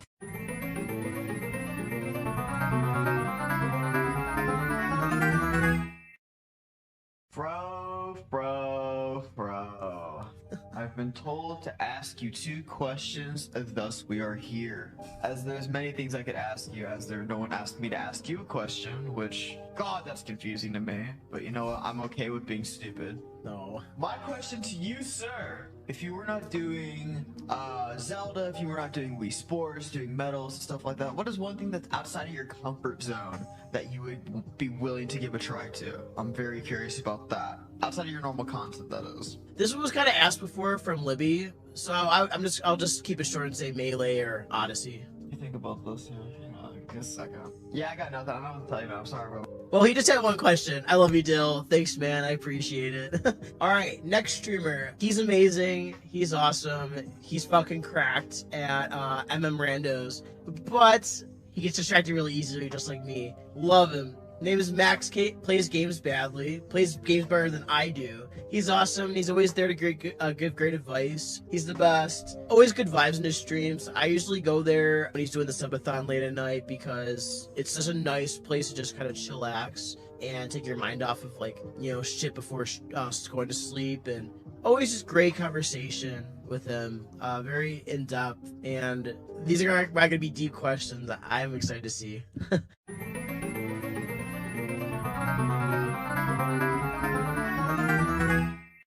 Hey Fro, this is my video for your questions. Much love to you, man. I know it's been rough for you for a little while now, and I hope everything starts looking up for you soon. You are an amazing guy, an amazing streamer, and I don't want you thinking otherwise. We're gonna have problems. I will fight you on it. The questions that I have for you today are going to be difficult ones to answer. There are a lot of struggles when it comes to mental health and streaming, and for some people, streaming helps mental health, or can end up taking more of a toll on the mental health due to the expectations needed to fulfill a successful stream. What are some of the steps that you've been taking to help those mental health struggles or issues may arise with streaming? So, if you guys don't really know, I have anxiety and depression pretty badly. That's kind of why I'm on this break, actually, this mental health break for like a whole month. I currently am trying to figure out ways to actually do what Max is talking about. How do I get through it? And when it comes to like the pressure and things like that, I do have a bunch of pressure on me, I feel. To move to like North Bay, you gotta go through an immigration process, right? And I'm an unskilled worker, so if I was a full-time streamer, that technically is skilled labor in a way because entertainment's skilled for some reason. It falls under like a certain category or something like that. I don't know, I did a lot of research, I talked to a lawyer about it, so I kind of always think that's like my ticket to get up there. So that's why I kind of take it pretty seriously. When it comes to me trying to figure out ways to like get around that mental health, I've not figured those out yet, but I am in counseling now. So, we're kind of trying to figure that out day by day. So when I do figure it out, I'll let you guys know. If you would like to become a big streamer, a big name celebrity, anything entertainment genre of jobs, what comes with entertainment comes drama. You can't escape it. Have you been subjected to drama? What would you do if allegations had arisen against you or someone that you cared about? Let's say it could be your very best friend in the world. Been there, done that. One of my close best friends went through some scandal and allegation processes, and yeah, that was in the beginning of my streaming career. So that was like my beginning to the internet. Was dealing with that. I didn't even have 100 followers yet, and it was kind of like a big deal. It was definitely a lot on my mental health at the time, and it was kind of crazy. And it kind of did make you, believe that certain things that do get said without much evidence or anything like that are just facts. And when you really do sit down and talk to the person and then go through like, their messages off of their phone, the actual source, it's like, oh, well, this was cropped out, that was cropped out. And people like to crop things out and do this and that to fit their narrative or whatever kind of motive they're trying to do. But when it comes to like what would be the breaking point would definitely be if the person actually did what was being said. That would definitely be like an end all, no matter who it is, whether it's my best friend, whether it's like my mom or my brother, or like if it's like fucking anybody. I don't care who it is, if you do something wrong that's very morally corruptible, then yeah, I would want nothing to do with that, right? But whenever allegations ever come out about anything or anybody, you should always like look at the facts and like actually like listen to everybody's story. You never really know what's going on, and you never really know exactly what is going through somebody's head. Maybe they're mentally ill, maybe they're not doing well just mentally, which in this case that person definitely was not. So there's a lot of different factors, a lot of different things. Now as for me, no, I've never been through any allegations of any kind. If I ever was to go through that though, I would just want people to just, I would tell my story, and that's for people to judge. And if I get canceled for it, then that's fine, but I don't really do anything that's like worth doing that anyways. I kind of just keep to myself and talk to my close friends and my family and that kind of thing. So, but if it was to come out, I wouldn't explode. I wouldn't be out there every day trying to clear my name. Like, I would just tell my story once, and if people want to believe it, they want to. If they don't, they don't. I mean, I find that a lot of people will just go with the narrative just because they've already hated the person anyways, so it's like, fuck it, we'll just keep going with it. So if they already hate me, they're gonna hate me, and they'll be like, oh yeah, this is a reason to. So that's just my answer on that. But scandals and allegations and things like that always should be taken seriously, and everybody should, if you're a victim, should always speak up against people, but just make sure it's honest and it's true, because people are actual victims out there, and you don't want to make their stories unheard because you want 30 seconds of fame. I know that being a big name streamer is such a big thing for you. It was between becoming the next big thing or losing your best friend or relationship with your family. What would you choose? And yet again, thank you so much for being the awesome streamer that you are, and I really hope you do continue streaming. Don't stress yourself out too much. Your viewers in your stream will be there for as long as it takes to make sure that you are healthy and in shape? No. Simple answer to that would be no. If it was between me, hitting a huge gold mine, yeah, that would suck to not hit it. But if it's between me becoming a full-time big streamer or not having my best friends or my family, yeah, I'd have to say no. And people are probably thinking, oh yeah, he's just probably saying that. But look at this. My family, picture right here. My family, my best friends, Nick, Travis, other Nick, they're the best people in the world. And I would never trade anything for them. They've all taught me so many different things in life, given me so much advice and support and just so much love, so much just genuine care and love. I would never be able to give that up for anything in this world. I love all of those people so much, and a lot of my other good friends too. I have a lot of close friends too, but obviously those three mean the world to me more than anything. And my family too, my mom and my brother, they're amazing too. Even if it was like me feeling in the moment that this could be it, nah, I just could never imagine that. I'd rather just not hit my goal. I mean, I have a decent life outside of streaming. I have a good job, good benefits, things like that. So it's not like I'll be completely fucked. I would never be able to give up Nick, or Travis, or my mom or my brother ever for anything. But thank you, Max. Those are really good questions. Holy shit. I knew you were gonna have good questions, so I love that. Thank you.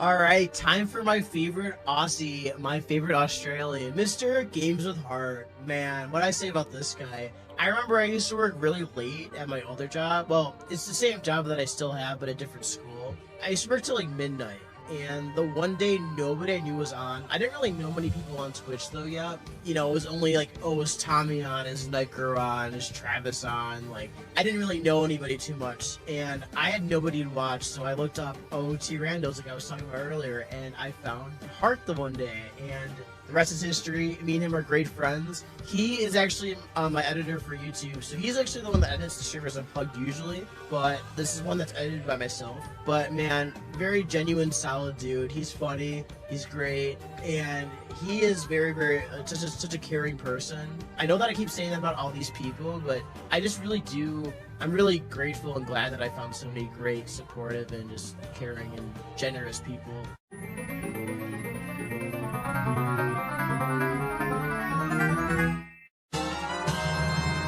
Hello, Fro. Hello, Fromies. I hope everyone is doing wonderfully today. Before I get into the question that I have to ask you, I want to take a quick second to say a huge props to you on all that you've achieved so far. Your desire to grow, to create and perform is unmatched, and your effort, the effort that goes into all of these things, is visible in everything that you do. And I just want to say a huge props for using that to get as far as you have now, and I cannot wait to see where that takes you in the future. So congratulations to everything that has been and is yet to be. Now your question today comes from Comrade Kyle, who asks, after so much progress, so many friendships grown and skills honed, what do you think your next big goal is, and how do you plan to tackle it with your current and growing skill sets? My current skill set. That's a really good question. I would say I'm just gonna keep doing what I'm doing at the moment, but at the same time, I have been taking this break to kind of learn how to kind of reinvent my channel in ways. Not completely change everything, but definitely change a lot of what I have been doing and what wasn't working and what's going to start working. Nick always talks about the 80%. There's a 20% of why people are, stay in your channel, which is, your sound alerts, your channel points, stuff like that. Stuff that is kind of cool, but it's not like the huge, it's not the meat and potatoes, right? Whereas the 80% is like what brings people in, like from you, what makes you unique, what makes your content unique. And that's something that I'm trying to learn during this break and trying to figure out what to do. But it's not been easy, and so I think that I'm going to kind of use my current skill set of being adaptive and try to adapt to something new and something that could work in the future and something that could work better. I want to know, what kind of skills do you see yourself approaching next? Obviously, between the YouTube and Twitch side of things, you've got a large repertoire of skills and tools that you can use to help you. Is there something else that you're looking into latching onto something like writing or anything like videography. Either way, I'm excited to hear your response, and I'm looking forward to continuing working with you. Hell yeah. Bunga. Yeah, for the future, okay. Yeah, my next thing I want to do is I want to start editing down VODs to highlights and kind of putting myself more out there on YouTube, because you can't just be on Twitch if you want to like make it somewhere. You want to be other places. You want to be on TikTok. You want to be on YouTube. There's just so much time and money, and I don't have either half the time, so it's like, you know, but I think YouTube is definitely my biggest future move. I think once I do YouTube, I will start branching out more, and I will start getting somewhere. Thanks, Hart, for the questions, man. I love you. Rando Gangsters forever, man. What do we say about Mr. Blaze? Yo, amazing guy. Yeah, we actually met from a raid. I think Evelyn was the one that got to the raid. And I'll never forget that night. It was a night where I was playing Majora's Mask, and I couldn't beat Majora. It took me an hour to beat the boss, which is kind of sad, but it is what it is. Yeah, Blaze, super, super solid guy. My Poofesure bro for sure. I don't think that I don't think anybody out there likes Poofesure as much as like Blaze and I. He's always there for me. He's gotten me gifts before too, like the Nicro 5959 and these little Lego guys, and a bunch of gum, which I needed when I quit smoking. So I love you, man.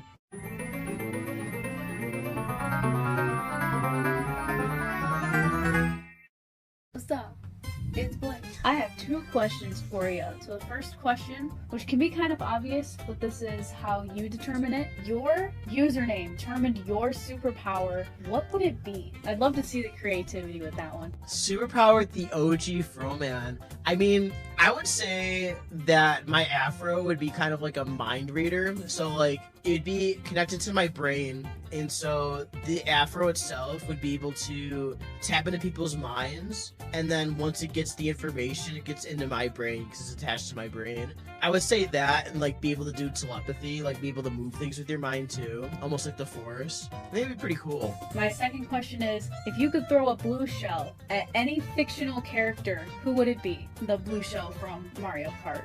You have been such an awesome inspiration to me. Man, keep doing what you're doing.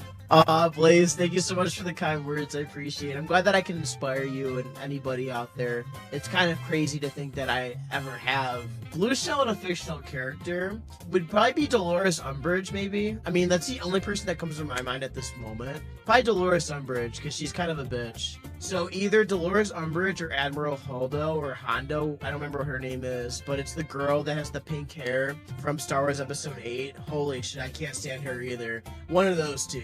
Blow those bitches up with the blue shell, please. a lot of heat, a lot of fire, a lot of blaze. Mr. Fire G Ninja's next. My bro, my Zathura brother. Dude, the Mario Kart god himself. Yo, I love this guy. He's always a great guy to have in chat. God at everything pretty much too, like Mario Kart, SM64, like the dude's awesome. And he's a good friend. He's tits, man. He's awesome.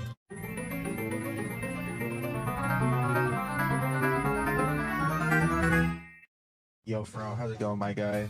I got a couple questions for you, dude. First one, if you could throw a blue shell from Mario Kart at any fictional character, who would it be? It's kind of funny that the Mario Kart guy would ask the same blue shell question, but yeah, Dolores Umbridge or Holdo. I don't even know what her name is. God, whatever her name is from Episode 8. I think your goals are for streaming this year and years to come. Thanks, Ninja. We gotta find that Zathura game one day. We have to play that on stream as a collab. But I would say, you know, you guys already know my goals for the further years, but this year, that's a good question. This year in particular, I definitely want to end, well, hopefully we get to 1,000 by the end of the year, Jesus. But I really hope that by the end of the year, we have something substantial going on when it comes to YouTube. Right now, I have this episode of Streamers Unplugged getting recorded right now. I'm going to edit myself. We also have the one with SmallAntMom.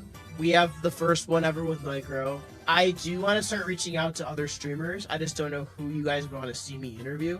But I definitely want to interview a lot more and get more insight from people from different backgrounds and things like that. And I think that would be awesome. That's kind of my goal, is to really grow the YouTube and really make it lucrative in the fact that hopefully it brings a lot more people to the channel and we can grow. and get to that goal of getting that purple check mark, you know. I would say that'd be my goal this year. 1,000. And thank you, Ninja, for the questions, man. I love you. Ironically, in the list, the next guest actually is the older brother of Ninja. So my boy, Mr. Bullet 27, dude. What can I say about Bullet? Well, me and him met in It's Bear Traps streams. I remember when he actually first created his channel, and he really took off really fast. He's the Yu-Gi-Oh god, and I can see why he took off so fast. He's really he's a really fun person to watch. Chat's fucking dope. He like clicks to clicks. I have no idea what the fuck is happening. But it's just fun to be in his streams. The music vibes are always immaculate, and he's always somebody that always reaches out to me and sees how I am, and I try to do the same whenever I can. And I am really glad to call you a friend, Bullet. You're awesome, man. Seriously, thank you.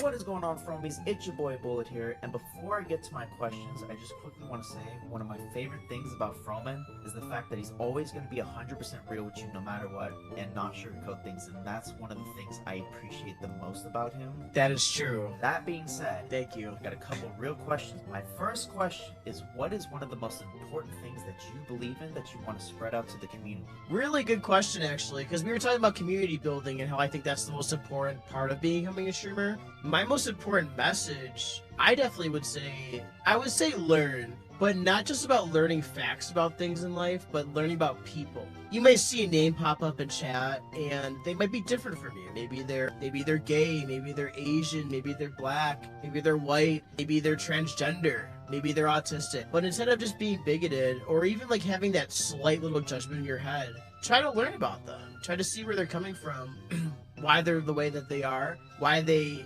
believe what they believe, whatever it is. And just not even just chat, anywhere in life. You see somebody that might have moved down a few doors from you that are Muslim, but you've never met a Muslim person before.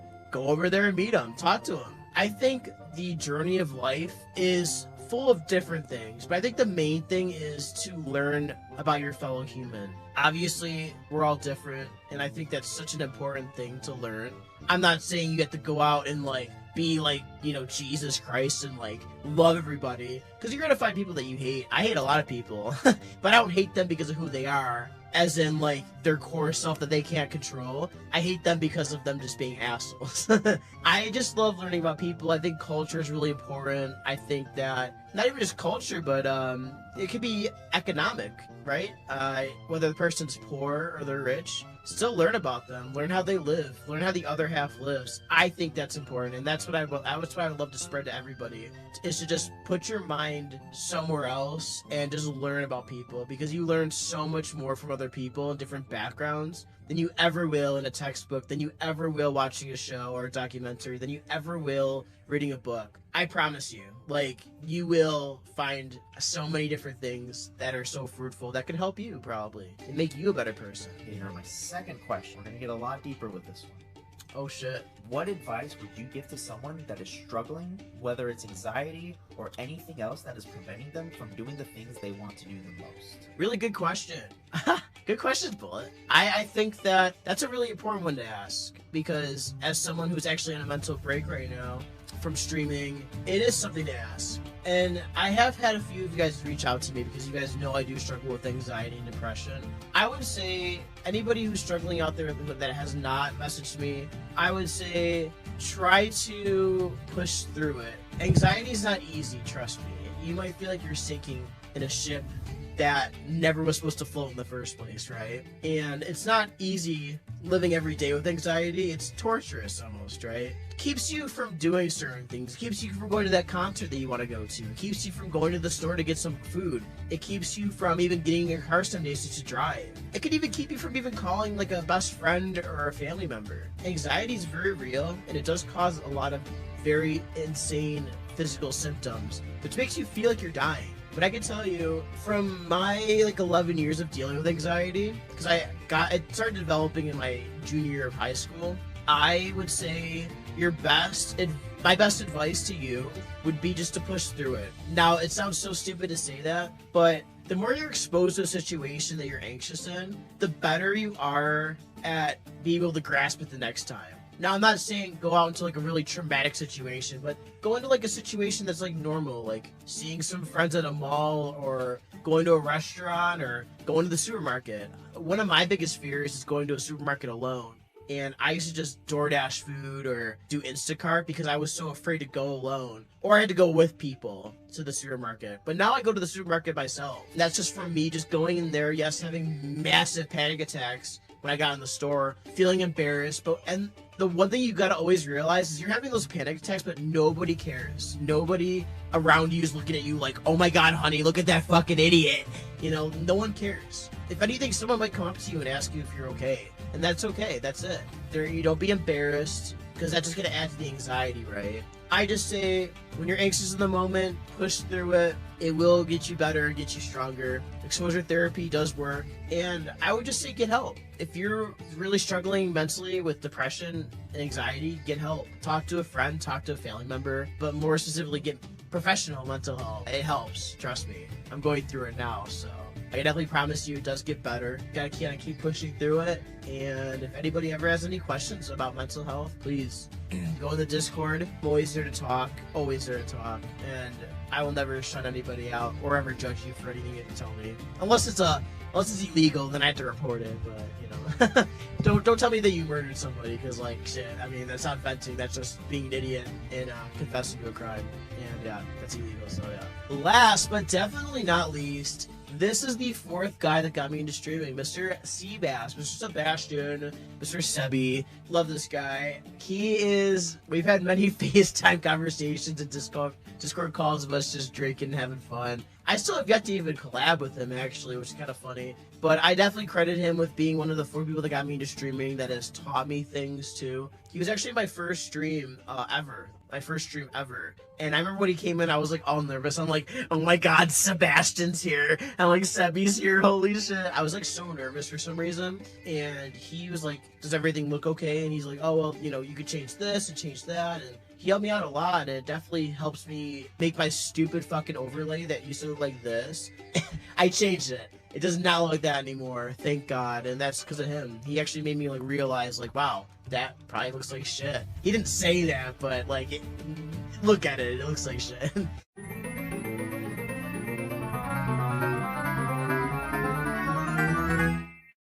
Yo, what's up, bro? What's up, YouTube? This is Seabass, and I have my 2 questions for you. So the first question is actually from a viewer, Faith Marie. Oh, she Faith? wants to know, when you burp, do you ever feel like a dragon? That's funny. Faith didn't actually ask the question in Discord, so she must have reached out to Sebi and DMs, which is kind of funny. Fun fact, Faith actually is the one who created the term Fromies. Me and her were in Travis's chat, and she told me, she goes, when you do start streaming one day, you gotta call your followers the Fromies. So I never came up with that term. That was all her. That's funny. If I burp, do I feel like a dragon? No, but I feel like a fucking disgusting piece of shit when I do. Question to you, bro, is what's your body count? Hopefully I'm able to ask that. Hopefully that's alright. Hopefully you're chill with that. I figured you would be, because, I mean, it's you, bro. I hope the interview goes great. Much love. My body count is technically 1. That was back in when I was 18. I don't have any exciting stories to tell about that. Wow, well, we got through a lot of different questions. I just want to say thank you to anybody that, you know, was in this video, all my streamer friends. All of their social medias will be linked in the description below. I just want to say thank you to all the Fromies that did reach out and, you know, ask questions. I do appreciate that too. I really had fun with this, and you guys asked some really deep questions. And if you guys ever want to know more about me, I can always, you know, make a part 2 maybe. I know that spoiler alert, I want to actually plan a series where I do revisit the people that I did Streamers Unplugged with before, like next year. So do a second interview with Nicro, second interview with SmallAntMom. That's if these people want to do it. I know that Nick would, but I want to do that as like a revisited, or like, oh, you know, have your goals been accomplished after the last year? Like, you know, just to see where they are a year later. I think that's going to be like it's going to be like Streamers Reconnected, I think it's going to be called, because, you know, you're unplugged and now you're reconnected, see? So that's my plan for that. So yeah, if you guys ever want to know anything more about me, just let me know. My DMs are always open. And like I said, if anybody needs any like mental health talking to or anything like that, obviously always look into your options and your hometowns or wherever you're from. Get the mental health from a professional, because they're going to be able to help you better than I ever will. But I'm always here to talk and always here to listen to anybody who needs advice. I just want to say thank you guys so much for getting me this far. 700 followers in less than 2 years. Doesn't sound like a lot, but it is to me, and it means a lot, even just getting one follow, you know. And I never would have imagined I would have met, you know, those 4 people that I just mentioned. I haven't met all of them yet, but I'm friends with all of them. I never thought they would even know my names. I looked up to them so much. I still do look up to them a lot, and they mean a lot to me. You definitely should check them out, because they're like the reasons why I got into streaming, right? It's just really cool to see who I've talked to, who I've met, and just how many different people come and go through the community. And it's kind of cool to see that a lot of people leave, and I am really proud of that. I do appreciate you guys, and I appreciate you guys even like suggesting me to do an interview. It makes me feel good. And honestly, watching all these interviews and just the nice things that people said to me, like, wow, it definitely made my night a lot better, and it definitely gives me more focus. It's getting me more excited to come back to streaming, which will be on May 4th for Star Wars Day. I'm really excited to see what we're gonna do after that. The new reinvented Froman, and trying to achieve our goals, our new goals, our long-term goals that we've always had. And it'd be nice to see what we do together. And I hope you guys stay, and I hope you guys, you know, do enjoy the new content. I am definitely excited. I think it's going to be a lot of fun, and I'm just very honored that you guys want to interview with me. And I'm honored for everybody, all the streamers that were in this video, to do this with me. They didn't have to. They did it all just to be, you know, help me out. And this is a really fun idea, I believe. So I'm excited for you guys to all see it. And when you guys do, it's going to be pretty cool. So yeah, thank you guys all for watching. Like, share the video somewhere, subscribe. If you're just coming from YouTube itself, then you should follow my Twitch. Twitch.tv/TheOGFroman. Love you guys so much, seriously. Fromies are the best community on Twitch. Nobody can tell me otherwise. I love you guys so much, and I'll see you later. And as always, the outro. Do something nice for somebody today, because you never know if that one little thing will make someone's entire day better. Alright, see ya. Bye!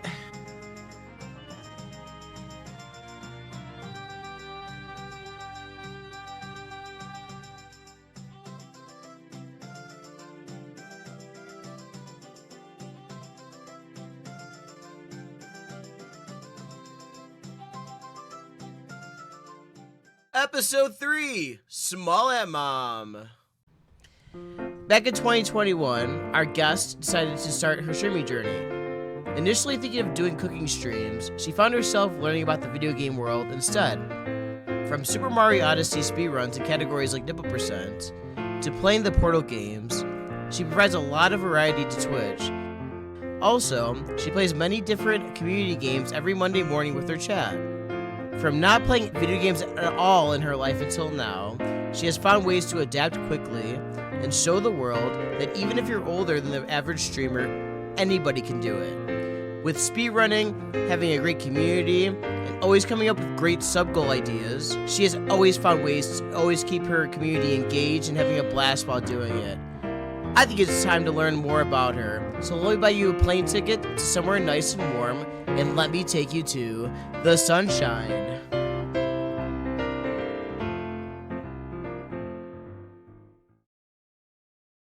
Let me know when you're all good. Okay. All right.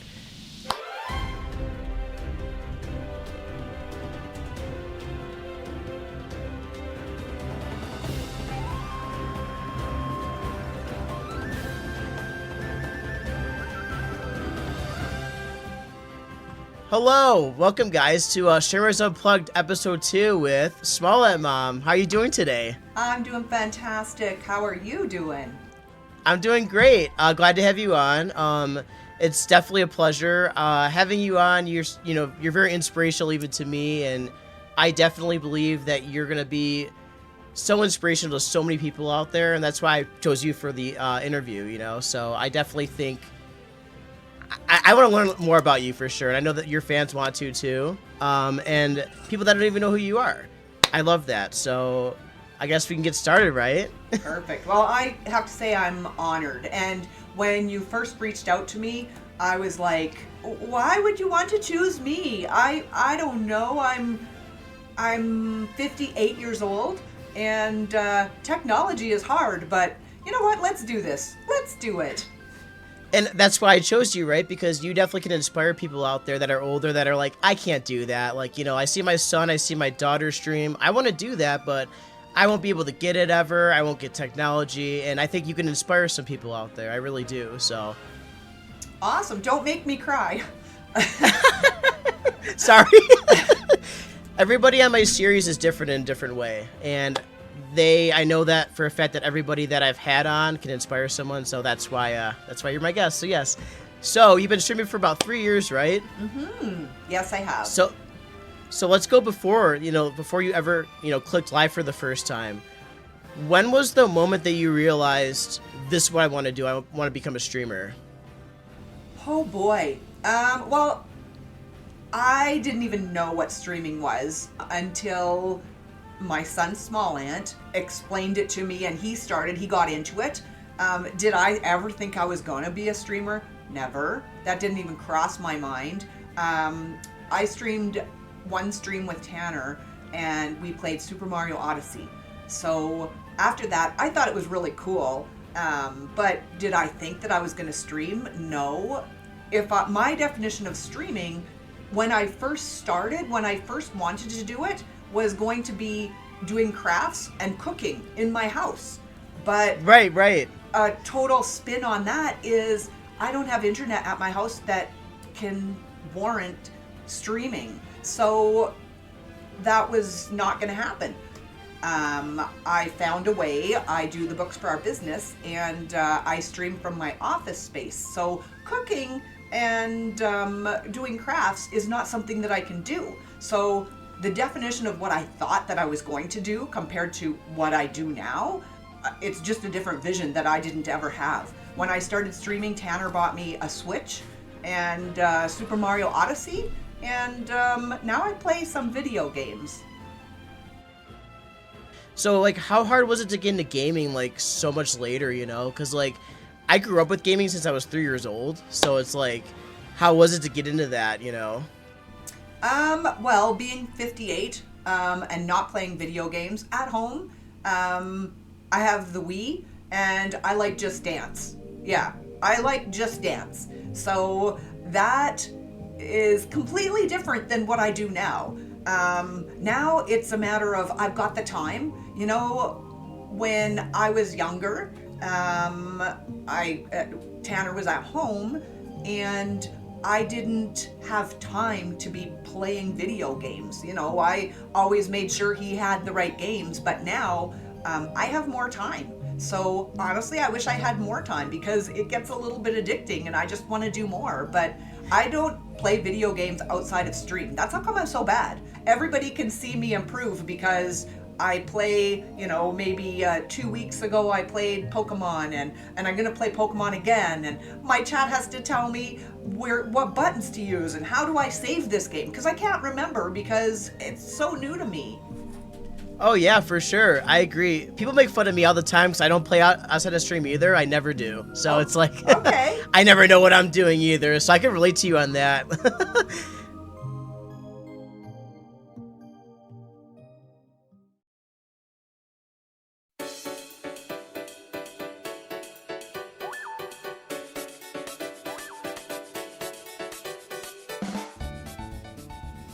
So like the first time you ever hit live by yourself, like hit that go live button. Oh, yes. What was that like? How did that feel? Like, were you anxious? Were you like, oh my God, this is actually happening? Like, what went through your mind? Yeah, the first time I went live, I didn't know I went live. No. Yeah, I was actually at home testing my ISP, and I had my gaming computer upstairs, and I have my laptop downstairs. So I did everything right. There's settings that you put on your gaming PC so that you do not go live. It's happened to me twice that I have had the settings right and it went live. So it went live in February, 3 years ago when I started streaming, and I didn't even know I was live. I clicked on my banking site to see if I had to see if I had internet, because that's what I do. If I'm doing a test, I'm like, so I went to the banking site and I didn't key in my number because I ran downstairs to go see if my laptop had internet, because sometimes a window will open up and it'll show that you've got something. But there's people typing, I don't know where, I still don't know where. Tanner called me and told me I was live. I had no idea. No idea. So thank God. Yeah. Did I want to throw up and just throw the computer away? Absolutely. What did I do? Yeah. Are you serious? So then, anyways, it was probably a month after that, because I was testing the ISP at home, but it wasn't good enough. So then I got my gaming PC and I brought it to the office. And the first time that I went live, I cried almost the whole stream. It was to have people there, like, just thinking about it right now brings me right back to that moment. I was just in awe that people actually came there, and there was a lot of people. It was surreal, honestly. The experience for me, I think, was different than somebody else that doesn't know somebody, or, I mean, because I'm a mom of a streamer that is well known. I mean, everybody knows SmallAnt. They had to come check it out. So in the end, it was overwhelming and amazing. So that's awesome. Oh my God, that's a really cool like first stream experience. I mean, not for like the baking thing, but like that's really cool, huh? Yeah. That's so cool that you remember that so vividly. That's awesome. I do. That's really cool. And like the thing is too, you know, going back to your success and stuff, you know, like you said, for your first stream, a lot of people showed up for you and stuff like that. And people still do show up for you, a lot of them too. So it must be amazing to like sit back and like see how much progress you've made, and like how you log in every day, you see the same people, see a lot of people come in. Like, how does that feel? Like that you made so much progress in the last 3 years? Do you know what? The biggest thing that I say about Twitch is how small it's made the world. Like, I have people that come in from all over the world, and it's like, you know, it's 9 in the morning for some, it's 2 in the morning for others, it's supper time. It's just made the world such a smaller place, and I feel so fortunate to have the amazing community that I've got, because I've got my regulars, I've got new people, and it's just such a surreal experience. I don't know how to explain the joy that streaming gives me. I think I have to give a huge shout out to the mods, because if somebody does come in and they're not the positive, if they've got negative comments or if they're inappropriate, then the mods are right there to take care of them and make sure. And you know what? The chat tells them too. If somebody says something, it's like, hey, this is Smom stream. Like you just can't do that here. And I mean, we've banned people. I don't think that many, honestly. We've banned people. We've timed people out. We give them a chance. You know, it's like, you know what? No, that's not acceptable here. Let's be nice. This is a place where people can come and feel comfortable, and I don't know. Right. It is a wonderful place, and I just feel very fortunate for the people that are in my community, and for my mods for helping to keep it the way that it is. The mods are the best everywhere. They definitely absolutely. keep the oh, that's awesome. Yeah, you have good mods too. Very, very good. Yeah, like the progress too, you know, you've made so much progress, and obviously, you know, you've hit affiliate, but you also hit Twitch partner. Now, not many people hit Twitch partner. You know, that's a huge deal. So like, what was that when you got that email for the first time? Like, hey, you're eligible for Twitch partner. How did that feel? Well, it was kind of a whirlwind, and you know what? I don't have dates. But I started streaming in March, I believe. And then affiliate came pretty much instantly, because the requirements are, at that point, I don't know if they're still the same, but the requirements were pretty low. But to get to that partner, holy, that was my dream. I'm like, I want to become a Twitch partner. So yes, you had to have 75 average viewers, and I was fortunate enough that right off the hop, I had so many viewers, and I was very fortunate as well, because a lot of Tanner's friends rated me, which elevated those Aw. numbers. Like, really. Oh, right. It elevated the numbers. So I applied for Twitch Partner, and I got denied. So Oh, really? I did. Yeah. Oh, because of raids, right? I think that that's what it is. They gave the letter and said, you're on the right track, but reapply again. And then I reapplied when I got those numbers. But it was disappointing. It was very disappointing. Yeah. Because Yeah. I was just set my goal that I really wanted to do that. And that didn't stop me, though. We just kept going. And Good.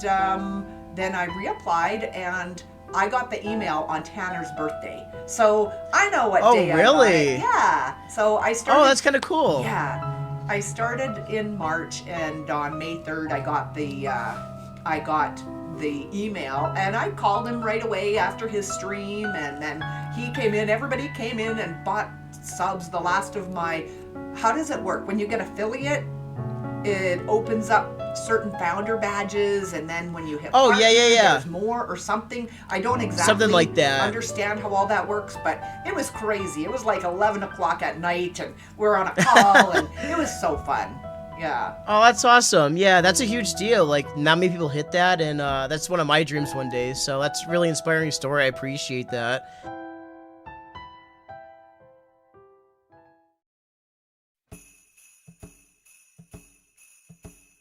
How does it feel to have, like, inspired people to, like, stream and, like, become streamers themselves? I don't know that I'm inspiration so much as, oh my gosh, if she can do it and she doesn't even know what she's doing, then I can do it too. Like, I look at it a little bit like that, because honestly, I'm not good at video games. I'm not very entertaining to listen to. Oh, that's not true. I don't know. I'm 58. I love your streams. Yeah. I mean, I love streaming too, but I don't know. I think you get what you give. I believe there's positivity. Like, I put out positivity. I get back positivity. Yep. You get what you give. But I think, as far as it goes for me, for inspiring people, I think that that's a lot of it, is like, oh, dude, she doesn't even know what she's doing. I can do this. And I have seen several of the people in my community have started streaming, and I'm so super proud and happy for them. I wish I just had more time in the day so I could go watch everybody. I know, that's hard too. I know. I know how that is too. Like, I'm small, but I've still inspired people to become streamers, and it's so hard to, like, go to people's streams all the time. There's only so much time in the day, you know? Yeah. Say there's a mom or dad out there that's kind of like, my kid's doing this, I kind of want to get into this, like, I can't do it though. What would you say to them? Oh, I tell everybody, go. I have friends that have a farm. I'm like, dude, go and put a camera on your chickens. Like, I am telling you, you can go. You've got the chickens follow you around you can have a video camera walking with them. I just think that it's fantastic. I tell a lot of people that they should do it. I also tell them that, I mean, you can get caught up in numbers, but do it because it's something that you like and enjoy, because it's brought me a lot of joy. Everybody knows it's like, oh, Smom's busy. She's getting stuff set up, and it's all my friends and family respect the time that it takes. And I do have a lot of time that it does take for behind the scene things. People don't know that, but it is very true. Oh yeah, for sure. Like, setting anything up, you know, if you want it to sound good and, like, look good, that's a huge part of it, is the behind the scenes. Like, people usually just, you know, think we just go live and, like, fix things on stream. No. It's a lot of behind the scenes for sure. So that's pretty cool. I like that. So yeah, speaking of streaming though, just in general, all the progress you've made hitting partner, inspiring different people, what would be your long-term plan for streaming? Like, do you want to keep doing this for a very long time, or what does a SmallAntMom stream career look like for the future? Right now, I work full-time for our business. We have a business, and if I had more time, I would stream 5 days a week. I would love to do it 5 days a week. I take my laptop with me when I go on holidays. Like, I've streamed from Mexico several times. Vegas, we streamed in Vegas, and I got to meet my mods, which is incredible. That's awesome. Oh, Yeah. sorry. I was gonna say. So, do you guys like have a party together or something? Like everybody? Well, the two mods that I met were Alex and Vanessa. One lives in the States, one lives in Canada, and my sister's a mod for my channel, which she's a huge supporter of the channel. We shared a hotel Yeah, I love room, her. So we got to meet IRL and hang out. It was great. We're actually talking about doing it again in San Diego. So. Oh, really? Okay. Yeah, it was good. But now I'm 58, and there's a little joke in my stream about a squirrel. I get squirrel. Okay. So I get, taken off of one topic and into another, and then because I'm 58, I don't remember Yeah. what I was talking about. But just a minute, I think I remember. You asked me what my long-term goal was. If we were to retire, I would stream more. We would travel more, but I would stream more. But SmallAntDad loves what he does, so at this point we need to win the lottery, so we Yes. can hire somebody to do the books for our business, and then I could stream and we'd both be happy. Oh, that's awesome though. So yeah, so that's good that like you have a long-term plan. You want to keep streaming. You really do enjoy it, and I could see like the emotion on your face as you talk about it, and I love that because you're talking about the numbers, right? There's a lot of people out there that'll just stream just because they think it's gonna make them money or like some weird thing, right? And like it shouldn't be about that. It should be about inspiring people, uplifting people, because some people are lonely out there, and it's nice for them to join a stream and hang out with oh, he's in stream again, let me talk to him in stream, Yeah. like stuff like that. Yeah. So It's awesome. I think it's really important. Yeah, streaming's really nice. I really do I love streaming. It's awesome. Oh yeah, so if there was one huge piece of advice you wish you had received when you started streaming, what would it be? Just breathe. I guess I get nervous. Just breathe. I do too. Yeah. I don't know. I think take things as they come and don't panic. Breathe. Twitch chat is there to help. If something goes wrong, somebody might be in your stream that can help you. I mean, I had a lot of support from a lot of different people when I was first setting things up, but now, I'll have my mic is muted and I'll be like, I don't know. I can problem solve a lot of the things now that I couldn't before, but before that, chat's like, try this, try that. And I was just streaming Super Monkey Ball. Oh, okay. It was a lot of fun, and chat was saying that my frame rate was wrong, or I don't know, yeah, something with my camera, and somebody in chat solved a problem, so then now my camera looks way better. But now when you come to my stream, I'm not just blurry, so I'm happy about Right, that. exactly. That's huge, right? Yeah, for sure. Yeah, that's awesome though. Chat always is definitely there for you, and like when you have a positive community like yours, you can like be stuck and not feel embarrassed because someone will definitely know, like you said, what to do and how to help you. They won't judge you for it either. Yeah. They won't be like, oh my god, come on, like they won't do that. Like they'll just Yeah. help you, and I love that. I think one of the funnest things in my chat is people can tell me where to go and how to get there, but in the nicest way. It's good. Oh yeah, for sure. Yeah, like an Odyssey and stuff. Yeah, exactly. What's your favorite actual category in Odyssey so far? Well, I like nipple percent. I mean, Yeah? aside from we get to, see Mario in boxers and get to see his nipples, it's a 10-minute run. It's kind of fun. And, it's a meme, but it's fun. I've probably done that one the most. I've done, as far as it goes for categories, nipple percent, I've done festival percent. I just recently did all captures run. Okay. And I did a dog percent run, any percent. I mean, my score or my times are not good, but I have a lot of fun. Sometimes I can spam my buttons and it works for me, but other times it doesn't. So, yeah. Oh yeah, any percent it's not easy. I don't know how people do it. I don't know. Like, I can't do it. Like sub hour that and stuff like that. I couldn't do it. Yeah. I love this question actually a lot. I'm actually kind of curious about this too.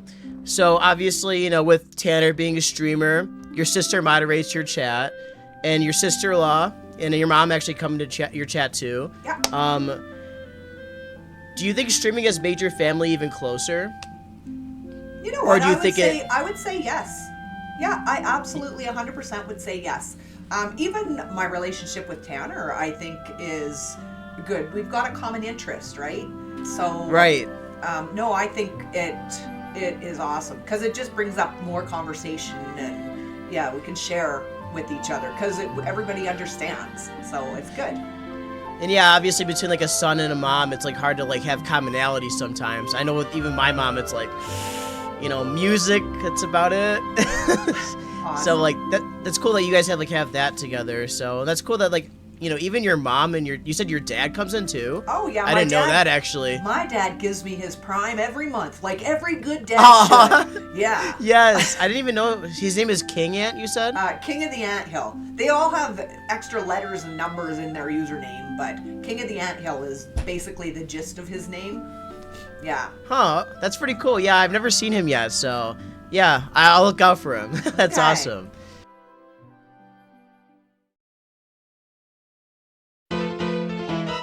Oh yeah, this is a good question. These are like the fun viewer questions, so they're gonna be a little bit random. Okay. But I kind of like this one because I'm kind of curious too. So like, obviously, other than streaming events like TwitchCon or wherever you've been, other than that, like say your day-to-day life, going to the grocery store, going to the gym, wherever you go, has anybody recognized you? Yes. In your day-to-day life? Yes. Oh really? Yeah, I went to Prince George. There was 2 people, and they were unpacking a vehicle, and the one had a computer, and it was clear-sided, so I said, oh, you better be careful with that, and just, you know, general conversation as we're going by, and he said, yeah, because I stream, and I said, oh, I do too. Are you SmallAntMom? What? Are you kidding me? Are you kidding me? I went Oh to my see, God. This is when Tanner lived in Prince George, and I went upstairs and I'm like, I don't even know I don't even know what to say or how to think, but yeah, so there was one time when somebody recognized me, and that was like a year and a half ago. Oh wow, so it was recent. It was during COVID, and I had a mask on. I was not wearing SmallAnt merch. I was not wearing SmallAntMom merch. I was in a winter coat with a mask on. How? Are you kidding me? I don't get it. That's crazy. Yeah, Huh. I So don't get it. How did that feel though? Because it's like, wow, like, you know, there's like no like, you know, obvious features that are showing, you know? Like, how was that? That must have been like, whoa. Mind blowing, completely mind blowing. I still can't even believe it. Yeah. That's so crazy. I couldn't even imagine that. That's so weird, huh? So obviously you love streaming. That's one of your favorite hobbies, but what are some of your other favorite hobbies? Do you know what? Since I started streaming, that has become my hobby because there's only so many hours in the day. So I work full-time, and because I work full-time, I guess my hobby would be watching streams too. So it's right. One and the same, you know. I watch Tanner, and I watch a lot of other content creators as well. So that interferes with my work that I should do, so that makes me work maybe a little bit later or longer than I should. So I think between streaming and just being a part of other people's communities, that's my hobby. Oh yeah, it's nice. It's nice to feel a part of something for sure. And like, Yeah. obviously when you watch other people, other content creators, it's nice too because you can learn some things too. Like maybe they have like a, you know, cool graphic on there. They're like, how'd you get that? You know, just ask them the question. You can learn, you know? Absolutely. Yeah. I love community building. I think it's like the most important part about streaming for sure, so.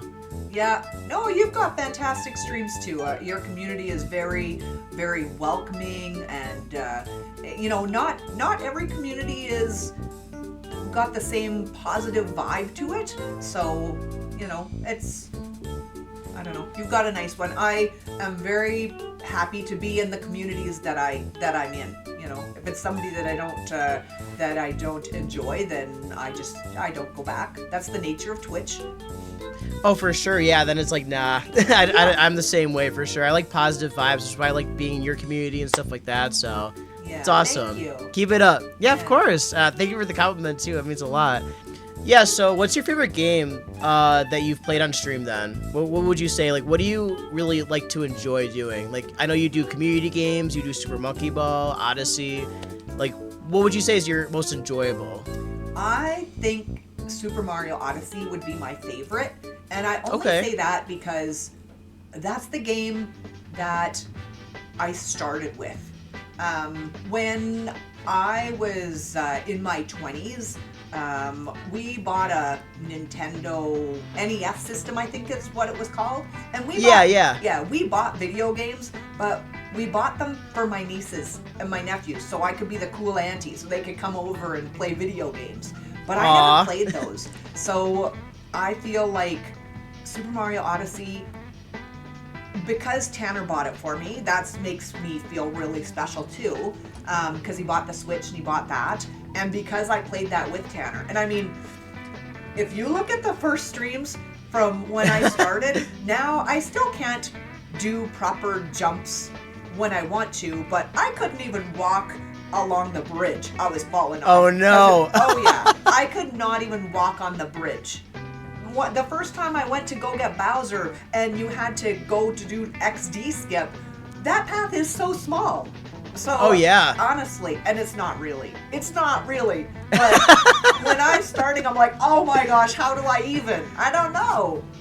Yeah. It's that easy, and like if it's like one of your first games ever, it's like whoa, you know. And you know nowadays there's motion controls. It's not just a controller, you know. Yeah. So it's even harder because every little motion you do can knock you off, or you know, it's not as easy, you know. So I get that for sure. Yeah. But I'm glad that you enjoy it. Odyssey's a cool game. There's so many different things you could do with it. There's different categories. So do you see yourself running more categories in the future?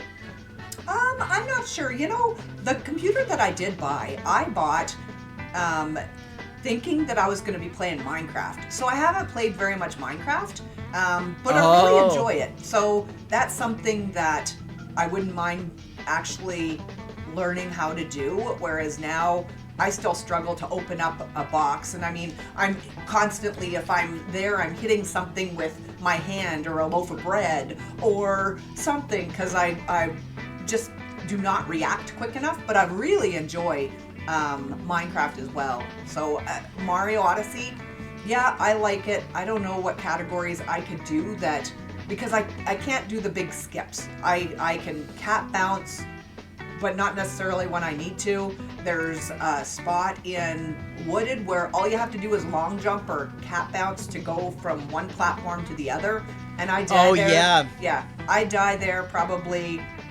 60% of the time. Oh no. Yeah. Is it like to go to that tower, right? Yeah. Yeah. That looks so scary to me. Yeah. It's fun. I like it. Yeah, Odyssey's pretty cool. I do enjoy it a lot. And then your sister actually asked this question. I'm kind of curious too with this. Who are some streamers you'd like to collab with if you could? Because you haven't collabed with too many, right? Obviously Tanner and Remy. That's Yeah. all I know of, though. Yeah, that's who I have. Bluebee or Bloody, but the two combinations there for names, has said that we should do something. I would love to. I've collaborated with my mods as well. I've streamed with Lil Root. We've done GeoGuessr. I've streamed with Barry and Exile. We've streamed Minecraft. I think the world is very big, and who would I like to? Cutie Cinderella said that we could go to Disneyland one day. One day I want to go to Disneyland with Cutie Cinderella. That'd be awesome. Yeah, I think she is absolutely fantastic, and I think that's going to happen. I'm from Canada though, so, and I mean, she's a very busy person, but right. Honestly, I'm down to stream with others, but it has to fit schedules too, because there's time zones. I've got my moderators, some of them are in Australia, so you've got to make it work. So, and for me, I'm limited because I work in my office, so I'm limited for stream time as well because it's noisy. We got stuff going on outside, we got stuff going on, so I stream in the evenings after everybody's gone home, or I stream before, but sometimes I do a bonus stream or a longer stream, so somebody will be saying, what's going on? I'm like, dude, it's pretty noisy out there, but so Oh yeah, for sure. Oh yeah, so people want to know about your traveling because you're talking about SmallAnt Dad and you guys like to travel. So, what's your favorite place you've traveled to? For us, you know what? We're working. I would like to go to, what's the favorite place is the beach. It's always the beach. It doesn't matter where. The beach is my happy place. The screen behind me is just one that I could use, but my green screen for my streams is the beach because that is my happy place. So we've been to Mexico, Dominican, Cuba, and what would my favorite be? Honestly, it's just the beach. I don't think I have necessarily a set favorite in there as long as it has ocean. I would like to travel more, but while we're working, it's not really reasonable. I would love to go to Europe. I would love to go to Australia. I would love to just travel the world and experience things and go see some history. But that takes time. And when you own your own business, if you take time off, it's not always perfect. I mean, you've got to be there. If you had a regular Monday to Friday job and you could have 2 weeks holidays and go away, it's completely different than being on holidays but still be the boss that you're taking calls and having to, deal with your everyday business. So oh yeah, I've never been overseas or anything like that yet, so only been to Canada. That's about it. Perfect. No, it's great. What's the funniest story that you have on vacation then? Any funny stories? Any like little blunders? Anything funny like that? Actually, just when we went to Cuba, I don't know that this is a blunder, but I'm a sucker for photos. So if somebody is selling a photo in Disneyland, I want every single one. Oh yeah. Walking around in LA, we got pictures. And when we were in Cuba, somebody was doing caricatures. And for that, my parents come on holidays with us all the time. Queen Ant, King of the Anthill. They've got some other letters and numbers in their name, but my mom and dad are in Tanner's stream, in my stream, but they come on holidays with us as well. And we usually go, that trip we went with my brother and sister-in-law, who's a regular along on the trip, and another set of friends. So there was 8 of us. We had caricatures done, and we all looked like Berenstein bears. Like, they were the worst pictures ever. Oh no! Yes, they were the worst. But honestly, I embraced them. I have very fine hair. He made me have a pony, and I look like I probably have, I don't know, the thickness of a pony of a 3-year-old because I had my hair in a ponytail. Oh yeah, okay. Yeah, just this tiny little. Yeah, it's funny. They did a really good job with it, and I don't know. I think back and have happy memories, especially with reactions for the people as they got their caricature back, because they're not very good. But it was funny.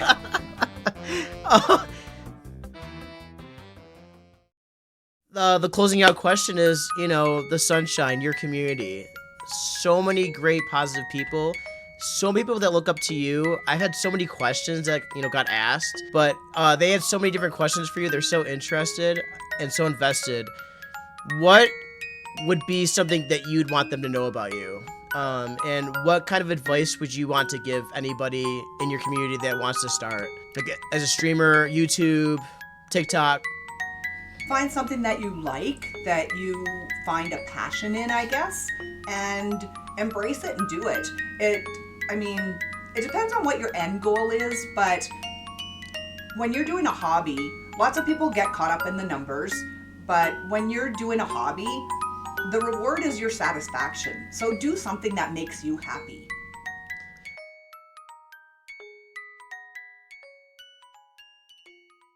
So is there anything that you'd want them to know about you, just personally or anything like that?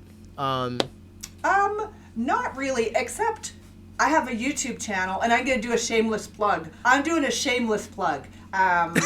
Because if you would have told me several years ago that I was going to be streaming on Twitch, that I would have a YouTube channel, honestly, I would have told you were absolutely crazy. But yeah, I do. The YouTube is doing so well. We just hit 19,000 subscribers on the YouTube Let's channel. go. It's incredible. I love it, and it warms my heart that as many people come and watch the videos and then comment and like and subscribe. It just, I don't know, it's a whole nother new world that I'm just so excited to explore.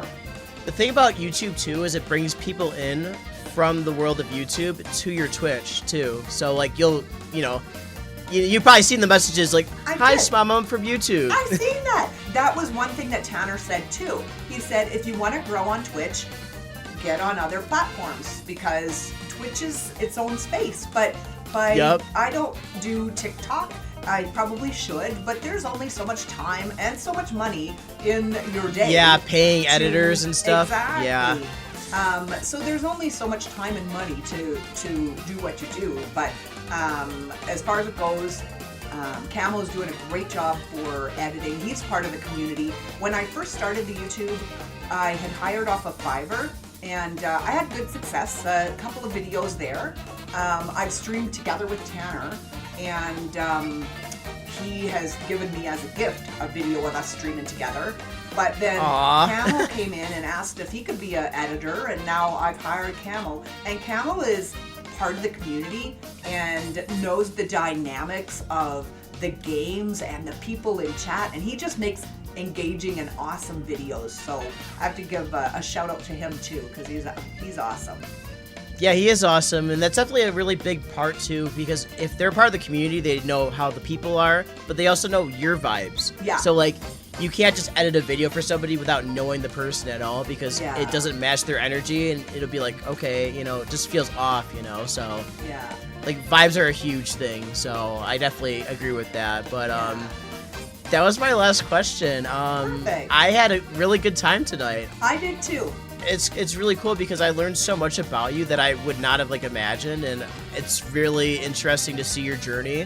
It's very inspiring too, and I know for a fact people in the Sunshine are going to watch this, and they are going to be so hyped up about it. They're going to love to learn about you, your little stories, and just about your journey and just how you've done it so far. And I think that's going to be so important for some people, so probably uplifting, and you'll see some new streamers probably soon, so. Perfect. Well, I have to thank you for the opportunity.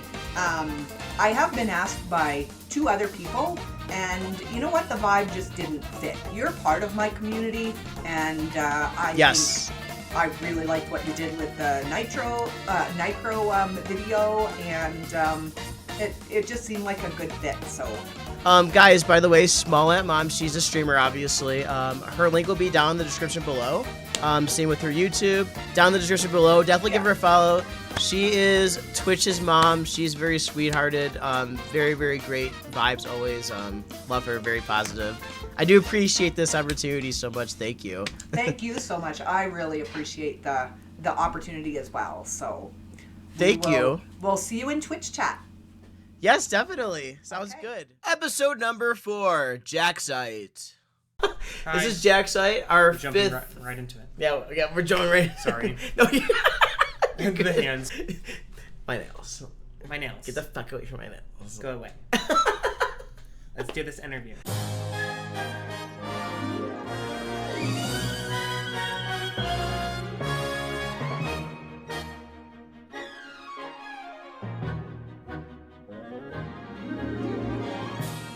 Welcome to Streamers Unplugged. This is Jaxight, our next guest, our 4th guest. He's great, the keyboard master. He's definitely one of my good friends. He's a great guy. I definitely learned things from him, a lot of technology stuff. So if you guys are all interested ever in any technology things, definitely give him a follow. It'll be down below.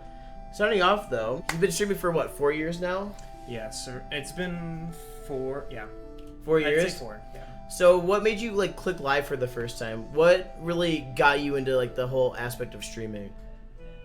It was really random because I just downloaded Streamlabs, and then my friends were telling me stream your Minecraft playthrough because that's the game I have the most hours in. Okay. And so that's what got me to just start streaming, I guess, because it was really vague streams. I would say nothing and just play Minecraft. Oh really? I was just playing, wasn't entertaining. I don't think I was entertaining at the time. until I realized I need to do something to keep people here. Yeah. So like you kind of just hopped on just to like be with your friends basically? Yeah. It was mostly my friends watching.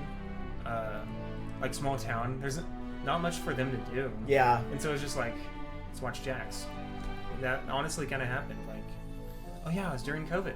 Oh, well. It was during COVID. There's nothing to do even more so. Yeah. During COVID's when it really shot up for me. So. Yeah, that's pretty cool. Do you think that anybody other than that, like, have you ever like watched any like people on Twitch or YouTube that kind of got you into streaming too? Yeah, it was Nick. Oh yeah, it was definitely Nick. Nicro? I was watching him the most, and then Ludwig. So it was them too. So, did you ever take anything from them, you think? Yes, I got a ton of influence of how Nick would read chat, and he would like interact partially with them, and I definitely grabbed that from him, because it was a lot of his community that went to mine in a small amount of time, and I learned how to interact, mostly through Nick. Ludwig, I didn't see much interaction through him. Yeah. It was mostly just some influence of how I could act as a streamer from Ludwig. Just because I think me and him could be a little similar in how some of the jokes can be laid out. Right. So, kind of like the transitioning too with Chad and like talking to them. Yeah. Going back and forth. Yeah, because chat's never easy to kind of like, you can't read every chat sometimes. It's hard, you know? Yeah. And you want to. Everybody always wants to. I really want to, and then Kay gives me a lot of shit for not reading everything. Yeah. And I still think it's really funny, even if I don't. Yeah. Like, people find it entertaining, even with the mistakes I have, so. Yeah. Because we're all going to make them. Oh, yeah, we always do. It's hard to, like, sometimes you just read things wrong, and it's like, oh, I really read that wrong. Yeah. But, like, you actually are the first person that I've, interviewed, too, that streams, but also goes to college. Yeah. How does that, like, how do you balance that? I've done a lot of mixed online college. I think if I was doing a lot of in-person, and then, if it was a lot of in-person, I probably wouldn't be streaming at all anymore. But since I do it like mixed, where I go in-person and then do some online at home, I'm able to like balance it a little. Yeah. But it's still a ton of work because it's going to make me stream less. So, right. And like, say somebody out there is going to college and they want to do this, but they're like, I don't think I'm going to be able to. What is your advice? Like, you have to create a routine of doing stuff in a healthy way too. Because if you were just like, I'm going to do all my schoolwork and then stream, I think that's going to be, like, if you're not like doing some type of small exercise or doing something that's fulfilling, because you have to meet some type of goal. Right. Other than just doing your schoolwork. Yeah, right. So, it really sucks sometimes, because I want to do YouTube, college, streaming, voice acting. Right, yeah. I just like juggle all these things, but... Yeah, exactly. Speaking of voice acting, you're actually the first person that I've interviewed that's also a voice actor too. Yeah. So, talk about it. Yeah. Okay, so voice acting for me, all over the place, because I'll sometimes the way I audition is through connections. I don't have an agent, so I'm going to be doing it through websites. Discord is actually like a lot of places. People put their games out, like their indie games they're doing. They'll do casting calls. Oh, really? Yes. Okay. I've auditioned for a lot. I've mostly got YouTube stuff. I did get something for a game, and then they haven't like reached out. And so it's been a while.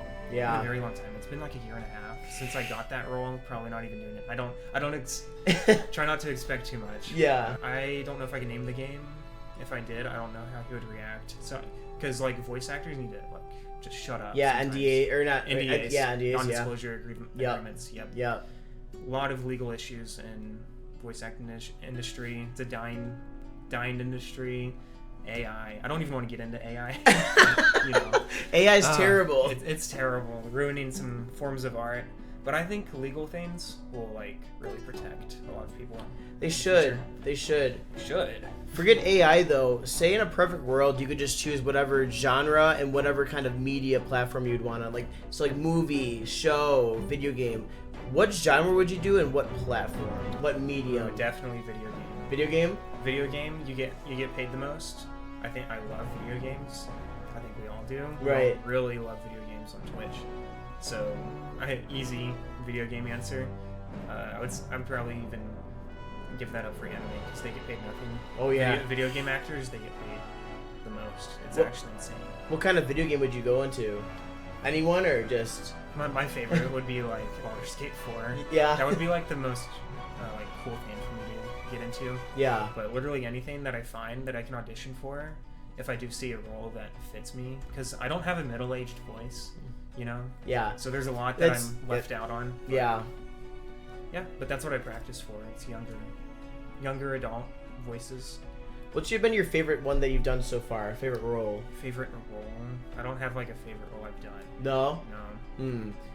What have you done? Can you disclose? Like YouTube voiceover for people that don't want to do it. Oh yeah. Which is like rare because people are just changing to AI text, which sucks. I know. And I didn't get paid That much. sucks. I didn't get paid much for doing those. One guy, it was just for a school project. He didn't want to read it. So he just paid you? He paid me. That's nice. It was cool. Yeah, that's easy money. And pronunciation's a big deal. Yeah. And like for this interview, I'm articulating stuff better, if you can notice. Yeah, for sure. When I'm joking around a lot, when I'm with friends, I'm not focusing on my articulation. Yeah. So that's a really big deal on your auditions, because those people have really good ears. Yeah. Oh yeah, because they're going to hear every mistake you do. Yeah. And if you're not good enough, it's gotta be scary. It's very scary. Yeah. Like rejection sucks, but it's just a part of it. Like you're gonna get rejected. Yeah. So rejection's not easy. Nope. No. You did mention YouTube though, so we're gonna shift over to that. Love YouTube. I really like it. Yes, dude. So he does. He actually makes keyboards for people. Where did you come up with the idea to do that? Like send the keyboards. It was kind of okay. Yeah, it was mostly. Who did I first build it for? Nick was probably one of the first, because I was like, "Yo, I love Nick. I'm gonna make him a keyboard." Yeah. And then just built it. He just threw out a random color. Like I was like, "Hey, what color would you want a keyboard if I built you one?" And he like said blue, and then it ended up being purple. That's weird. His favorite color is purple. Yeah. And then he said purple after that. It was just like, I don't know, blue. And then after that, it was purple. Yeah. So then chose this gradient blue. I remember I used these mint. The brand name is Mint caps, and then I used those. And then I thought it sounded good. The keyboard I got sent by Boye. They've been one of my sponsors for a while. Ooh, okay. Where they just like send a ton of whatever. Yeah. Just for free. Yeah. Which is dope. I have 6 companies right now. VGN, Kinetic Labs, Bowmaker, Boye. I mean, Kinetic Labs is my favorite. They are my favorite I've been dealing with, because... So 6 people will sponsor you? Yes. That's crazy. Which I don't... So mostly I've made money through like Amazon, like affiliate crap, which I don't really like at all. It'd be a lot better in the future when keyboard companies are paying me, where there's competition for them to actually pay me to use their stuff to build it for whatever streamer is going to get it next. Which I think that is like a big possibility after what I've seen like growing. Yeah. So it's very exciting with all that stuff. Yeah, no, it's really cool. I mean, we've seen people like open your keyboards like Queso and Jinxie. Yeah, Jinxie. Yeah, like so many different people. And do you have anybody on your list right now that you're like thinking of sending it to? Oh yeah, like there's going to be an extensive list. Like I want to build one for Moist Critical, Ludwig, Kaisenat, and probably all of AMP. Like I don't even watch them that much, but I'm just like, hey, I should build one for them because they're huge. Right. You know, and they'll open it, have a cool reaction most of the time. And what's making these reactions better is the screen. I'm like... that little GIF thing? I'm using the software to put a GIF in. And that's making these reactions, like, way better. Much better. Because both times, of both, it's just like, how did you do that? Like, 2024, we have screens on a keyboard. Yeah, it's so weird. When I saw actually a video of that, I was like, how did you do that too? Yeah. Like, it's mind-blowing to me. So, like, onboard memory is where, like, peripherals carry over stuff. And it's just crazy that it's able to carry over a GIF built into this keyboard. Yeah. It has space to hold it. Because, you know, I'm taking it out of the computer, and Right. it still has it on it. Yeah, it's so weird. I think it's still weird, too. Yeah. There's memory on it that's able to hold it. Yeah. In the keyboard. And so you're doing that project, and I know you personally, and you're really into technology.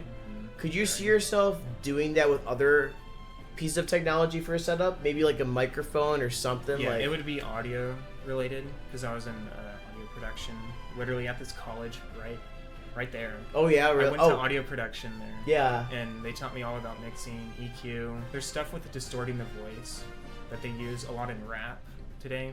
Oh. With tone, there's a lot of distortion people throw on their voice. Okay. I learned all about that. They would have like some people come in with vocals, Yeah. scene, and then we would mix it, throw it into something. That was a really fun class. So you think you're actually like build stuff for people like that one day, like With audio? Yeah. I would like set it up for them and maybe help with some EQ stuff in it.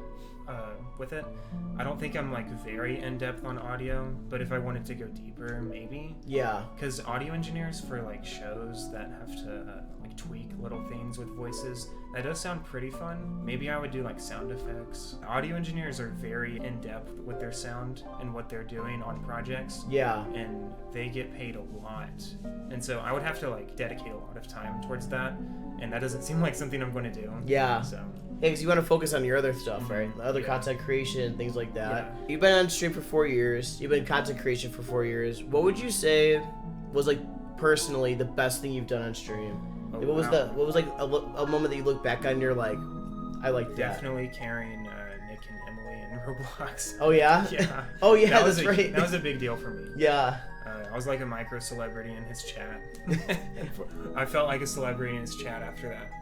Because just people are like, yo, is that the gamer Jax that's carrying? Because everyone got to hear my voice, and you know my stream was going on, and getting $100 just from playing Roblox, a game that I didn't even like touch the game at all. Right. But when I got on there, like my gamer mode just kicked in, and I was just locked in. Yeah. So, that was one of the biggest parts of my stream, definitely.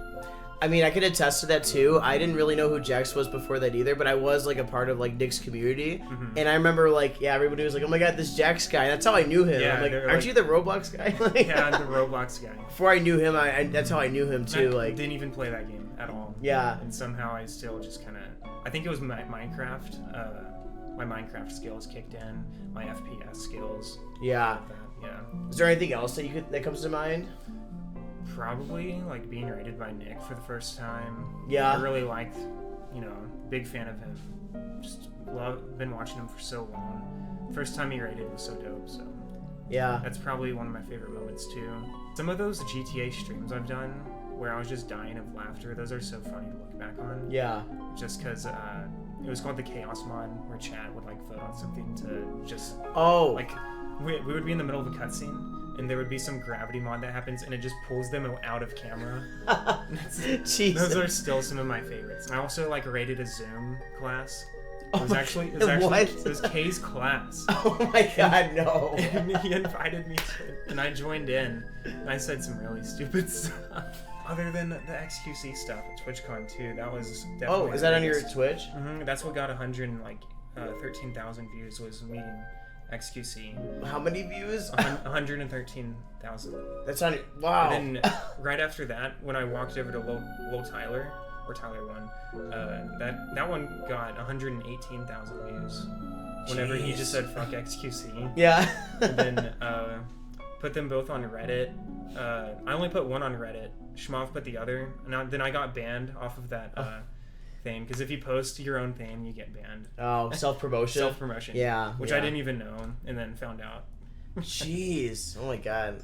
Yep. That's a lot of views. I couldn't even imagine that. Yeah, I didn't ever think that would ever happen, actually. Yeah. To have like clips with that many views on Twitch ever. Yeah. And then it happened. I was like on the It's like a viral moment. I was on the front page of that. Those are some really good moments though. So that's the present. That's the past. What does a Jaxight future look like on Twitch? And on YouTube, just in general. Yeah. What is your like, goal? So a lot of Twitch, I'm gonna someday have like a schedule with keyboards, hopefully, because I've been building every single one recently on Twitch. I want to have like a good schedule on that, which is almost impossible. Yeah. Because when I send it to them, you don't know when they're gonna open it. Right. Or when they're even gonna get it. Mm-hmm. And I've been trying to like react to when someone's gonna open it. And then I would just be like ready to start stream, and then it's just like, oh, Case isn't feeling too well, and then it doesn't happen. And that took like over a week, and then he opened it. Yeah. Like a week after, I would just be like sitting at OBS, just like, and then so I'd have his stream open, waiting for him to open the keyboard. Yeah. And then he doesn't, and then I'm just like, oh crap, which. He's not obligated to, right? Because apparently he had like a ton of stuff at the post office, but then he opened mine first, so it's good. It's good. It was dope. Yeah. And he's always excited for the keyboard, I think. Aw, so. that's really cool. Mm-hmm. So is there like any specific goal you think besides even that? Like, what is like? I know that as content creators, there's no such thing as a ceiling. We always want to break the ceiling. Yeah, we always want to keep going. But what would you think would be like a ceiling almost for you? Like you see the ceiling and you're like, I really want that. Yeah, I really want partner on both. Like partner on Twitch is of course like kind of really big deal to me or Ryan. Right. Even though like to me, I'm not even too worried about it because I know someday like if my YouTube does good and like I'm still being like pretty consistent on Twitch, keeping the engagement going with the audience I have, and just keep being myself. It's probably gonna happen someday. Yeah. And a lot of like with voice acting, you gotta be patient. Right. And I'm very patient. Yeah. If you've seen. Oh yeah, for sure. Yeah, I'm very patient with people, patient with what I'm working on. Whenever I don't have ideas on what I'm editing, I'm like too afraid to mess something up the way I don't like make an edit and then it's like, oh wait, I don't know if I wanted it that way. Yeah. And then that's like kind of perfectionism, but then I don't have perfectionism with certain things too because I've been balancing that out. And I think a whole thing with my life is fighting perfectionism. Right. And that's been like the last 10 years really, and I've kind of stopped. Yeah. So I feel like perfectionism also is a product of just caring about your content. Mhm. You know, I feel like it's better to care too much than to be like, well, I'm just gonna crap this out and throw it. You know, if I just like threw a video out that I wasn't proud enough of, then I'm like, oh shit. Then it's also like, what's the point? You know, it's like because I feel like as creators, we definitely should just care about what we put out. Yeah, we need to care about it being entertaining. Like, it doesn't always have to be about any of those things of like money, views. Like, personally, I don't really care about the fame. Yeah. At all.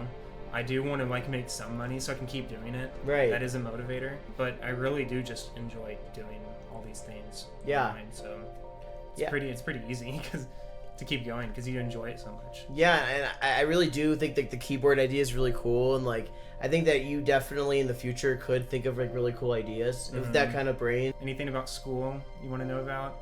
Living out Go in the ahead. middle of nowhere? Yeah. Wait. Yeah. You tell your story. Oh yeah, I've grown up just like really being outside. Yeah. As well. I was like addicted to fishing. I was fishing so much with my dad, and then all of a sudden, I haven't been doing it at all. Do you think you ever will one day? Oh yeah, like I'll go fishing with him every once in a while, but it's really weird how I was actually like really good at fishing. My dad said I was better than him, and I don't know, that like part of me it upsets me.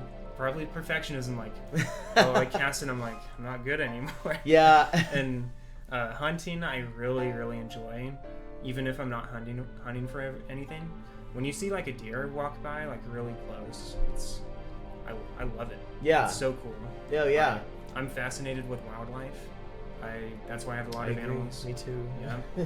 I just grew up watching Planet Earth over and over. Yeah. Anything documentary related, just I would watch it. Yeah. Do you think if you had a family one day, you would like raise them with that like kind of mindset too, like the wildlife and all that? Yeah. What would you think? What if they went into like Twitch though too? Into Twitch? Yeah, like say they like did content creation and stuff like that too. Would you see yourself a little bit in them? Like the fact of like you got away from wildlife and it's like, you know, like ooh, like would I hate seeing that side of them go away because Yeah. they start streaming? Yeah. Maybe. Like I wouldn't want to do, if I had a family, I don't think I'd want to do like any content with like kids, with my kids. Oh, like family channels. Yeah, Ew. I hate those channels, but like if it's like every once in a while, probably I would. Yeah. With the wife, I probably would. Like Yeah, do stuff right. all the time. I would have to marry someone like that would like be willing to like take a ton of crap, just because and like be on camera and stuff. Yeah. Just have fun. All the jokes we would make. So Yeah. So you have a community. You've been growing your Twitch for 4 years. What would you say to somebody in your community? You know, somebody's watching this right now from the what is your community called? We do. The Filberts? The Filberts, yeah. The Filberts. The Filbert fans or something. Yeah. What would you say to somebody that's watching this that's like, I want to know what Jaxight has to say to me? I love my community. They've been there for literally 4 years. It's crazy. Yeah, it's pretty crazy to see the growth probably, right? Mm-hmm. I mean, there hasn't been that much growth recently. Like, some people will come from YouTube, but they don't stick around as much if we, like, make some inside jokes and Yeah. just, like, having fun. Because I have that view count off. I'm just there to, like, entertain the people I have. Yep. Oh, I turned that off too. Yeah, Ryan yesterday was like, "Oh, where do you want that?" I'm like, "Nope." Yep, just get it off. Yeah, I don't. I don't care about the view count either. Like, I used to look at it so much. It was a habit. Well, I mean, it'd be a habit for everyone. I think. Right. Oh yeah, you to just look over. Because Yeah. it's constantly changing, and something constantly changing like that, I think it threw me off so much. I was speedrunning like Mario Galaxy, and I did it like average a bit more then. But then anytime it would change, like my mindset would change playing the game. Yep. And I didn't want that to happen. And I think if I had it off when I was speedrunning that, I would have been playing so much better. It's kind of crazy. Yeah, I mean, once you see it goes down, it's like, what am I doing wrong? Yeah. And you gotta like think about everything. You get in your head so fast on certain things. Yeah, but it's like, am I boring? What am I doing? Why aren't they staying? And then, yeah, it sucks. And then you're just like in this whole hellhole in your head. That happens with voice acting a lot. You're like, why am I not saying something the way I should be? And because I've like had someone say back, well, it was actually like an education thing. She kept saying like, this doesn't have as much energy as yesterday. And she was like being nice about it. But I was like, why don't I have as much energy right now? And then it's like literally at prime time. I had 9 hours of sleep. I'm ready to do this. Right, you're ready to go. Like, why can't I do this right now? She didn't give you any tips? No, because she didn't know what the issue was. It's sometimes yourself. Yeah. Oh god, I couldn't even imagine what that kind of world would be like. Yeah, I have very to like competitive. I have to really embrace some stuff, and you just have to be really good at adapting, improvising, and I do a lot of like creative things to practice for that improvisation that will happen. Even with friends, I'm pretty much practicing like some improvising. Vanna? Some like and like I have like creative things just running in my head, and I'm like, hey, what's gonna be funny next? You know, because I want to make these people laugh. Well, you definitely do a good job of it every single time with me. So yeah, Vanna's the best character ever. Because I think another thing I thought of doing would be a comedian. A while back. That'd be pretty good. I don't know. I don't like Scary. I don't like being on stage. Yeah. And a lot of comedians are crazy. Yeah. I don't know if I want to do coke and like have family issues. So. Yeah. Do heroin in the bathroom before you go on set. Yeah. I just want to be funny. Yeah. And that's where you can do it, on YouTube or Twitch, you know, without having to do the coke. Mm-hmm. It's coke free on. Well, I mean, drug free. Unless you want to do them, yeah. Yeah, which I don't recommend it, but yes. Well, there you have it. This is Jaxight. Yep. His link will be in the description below. His Twitch, his YouTube. But yes, please give him a follow. He's great. He's a good friend of mine. Great interview. Yeah. Lots to offer. Definitely hop in his chat. He's definitely always, there to like give advice about things and stuff like that. So if you want to know about voice acting more, anything about technology, anything like that, he's definitely your guy. Yeah, everything, literally. Any technology, he's really good at it. So better than me at least. So yeah. I'll take care, guys. Great episode. Hope you guys enjoy it. Give it a like. Give it a subscribe. Give him a subscription too. Much love, guys, and I'll see you on the next one. Bye. Bye. Thanks for watching. Bye. Episode number 5, Astro Bear 64. Thumbnail? Yeah, the thumbnail. Ew.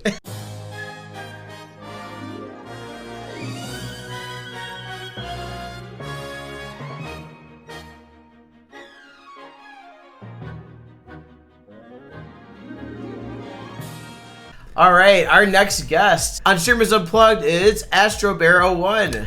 Fun fact, guys, he's actually one of the first people that got me into streaming. One of the 4 people. There's Trav, there's Nick, there's Sebi, and then this guy, Mr. Ryan. Let's go. I'm honored. He has been a streamer since 2019. Late 2019. 2019. All right, so 2019, late 2019. What went through your head for the first time when you clicked go live? And what did you do actually for your first stream too?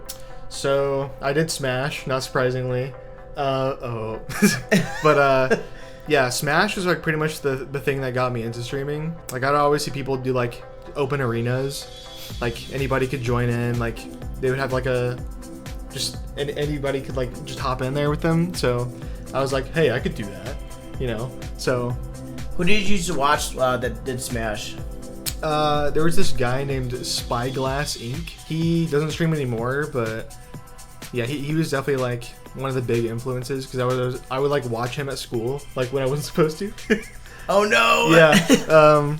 Stay in school, kids. Yes, but yeah, so I would say Smash was like what got me into it. I was like, I wanted to pick a game too that like chat could get involved with, and I don't know. I thought that one was like perfect. Yeah, and also like you go to a Smash tourneys all the time too. How do you usually do? Not too bad. Usually like pretty much every time top 8. Yeah. Yeah. Let's go. So it's then pretty fun. You started off doing Smash Brothers.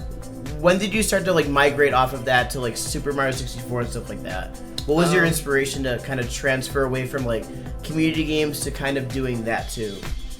So yeah, after a while, I mean, yeah, of course community games are fun and everything, but I feel like I also wanted to just branch out a little bit. I would see people do Mario 64 16-star tournaments. That made me want to learn how to like run the game. Okay. Because it looked very beginner friendly.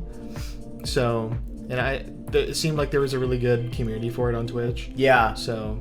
No, it's huge. And also, I know that you're actually going to start going into it again. Super Mario 64, right? Yep. Taking like about a 2-year break on it. And you've only done 16-star, or have you done 72? Just 16. So, are we going to see some future 70 stars or Very 120s soon. too? 70-star very soon. I don't know about 120. Ever? Maybe one day. No? Not at the moment though for me. It just seems a little too long. But okay. I don't know. 70 seems like that good like middle ground, you know. Okay. Yeah, speaking of the future though, so you're about to hit 5,000 followers. That's pretty huge, guys. That's halfway through to 10,000. That nobody ever sees those kind of numbers ever. That's a lot of progress in only 5 years of streaming. I guess a little bit over 5, but still, like, that's pretty intense, you know? I can't even believe it, dude. Yeah, like, you look at the number and you're like, oh my gosh, like, it's right there, right? Yeah. And it's like 49. How do you Man. feel looking at that number? And you just, like, got so far. So far. Dude, it feels like a dream. Like, I honestly, whoever, like, expects it, you know? Like, you don't expect to get to a certain like number like that, really. Like even hitting 1K. Yeah. Hitting the 4 digits. I wasn't even expecting to hit that. Yeah. Or I was thinking maybe like a couple hundred, to be honest. But yeah, dude, like it just like freaking warms my heart, man. Just like the super kind community on Twitch. Like I didn't think people could be that nice. Oh yeah, man. Yeah. I'm very, very thankful for my community for sure. The Bear Nation. Let's go. The Bear Nation. And it is great to see that. Throughout that entire career, though, what would you say was like the best time in your Twitch career? The best time. What was the most fun time, the pinnacle of it all? Ooh, that's a good question. Probably the first subathon that I did to celebrate 4,000. That was pretty big for me. It felt like that's whenever things like really started to pick up. Yeah, because that went on for like 5 days, I think. Okay. Something like that. Wow, that's a long time. Yeah. So like it was just really fun to do all the like sub goals we had and everything, and I know I had never done anything like that like until that point. So it was kind of fun to just like experiment with, you know, all these different like challenges and things like that. Oh yeah. Yeah. Subathons are not easy either, and it's definitely a great way to, you know, give back to the community and show them like we hit 4,000 followers. It's pretty huge, and people love subathons. You know, even if they can't donate, it's pretty cool because they get to see their streamer for days on end, hours on end, and it's definitely never easy to do one. So, what were some of the like crazy sub goals off of that one? I remember one thing. One thing I had to do was do the Buffalo Wild Wings, the Blazing Wings challenge. Oh, jeez. Yeah. So basically, if you don't know what that is, you have to have 10 wings from Buffalo Wild Wings of their hottest sauce, and like I think it's under 5 minutes. Of course, I came nowhere near that.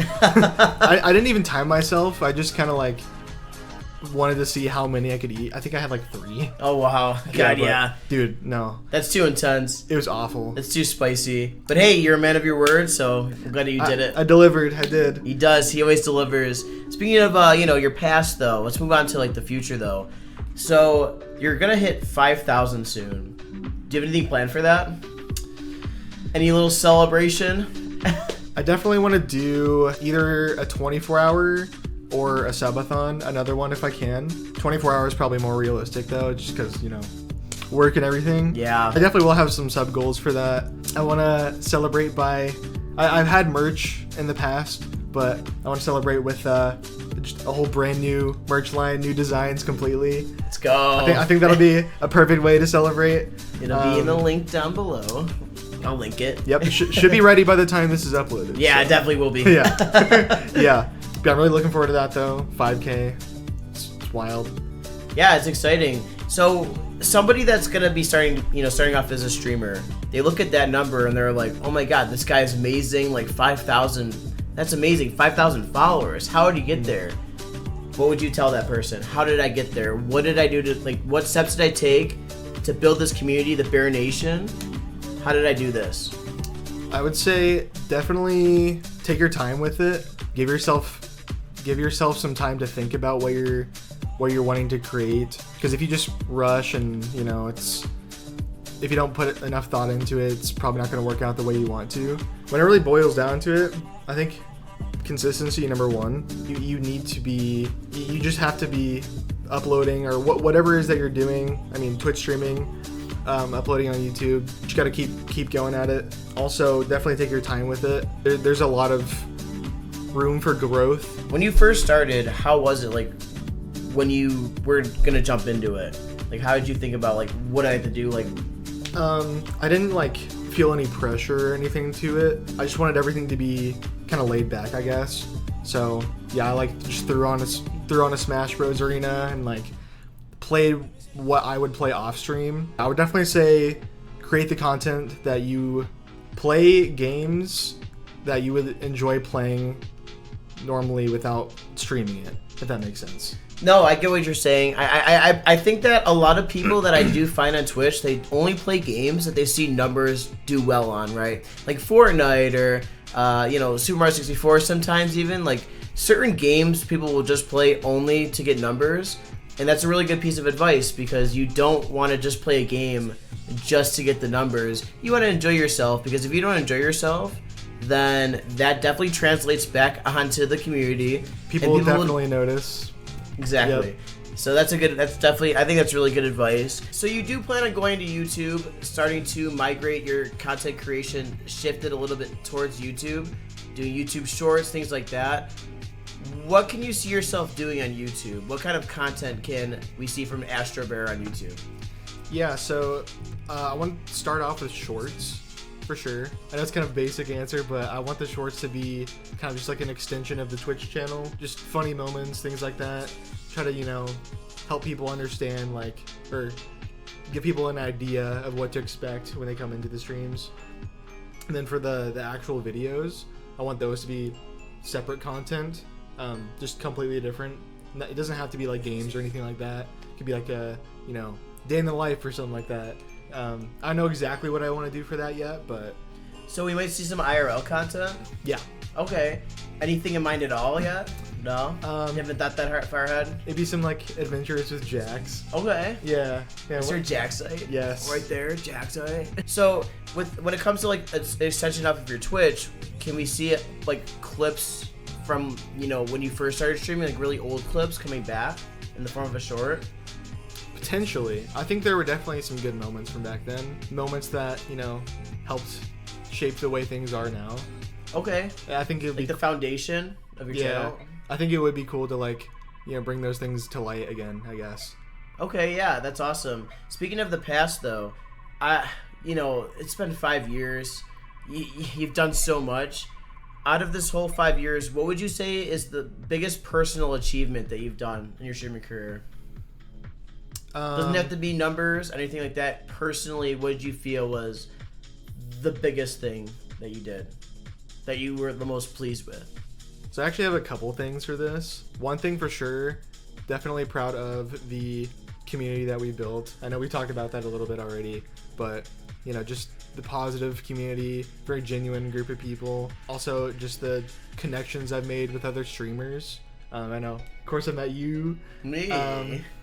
As an example. And then another part of that is it's helped me become more confident in myself. I think it's definitely helped me also just be more social.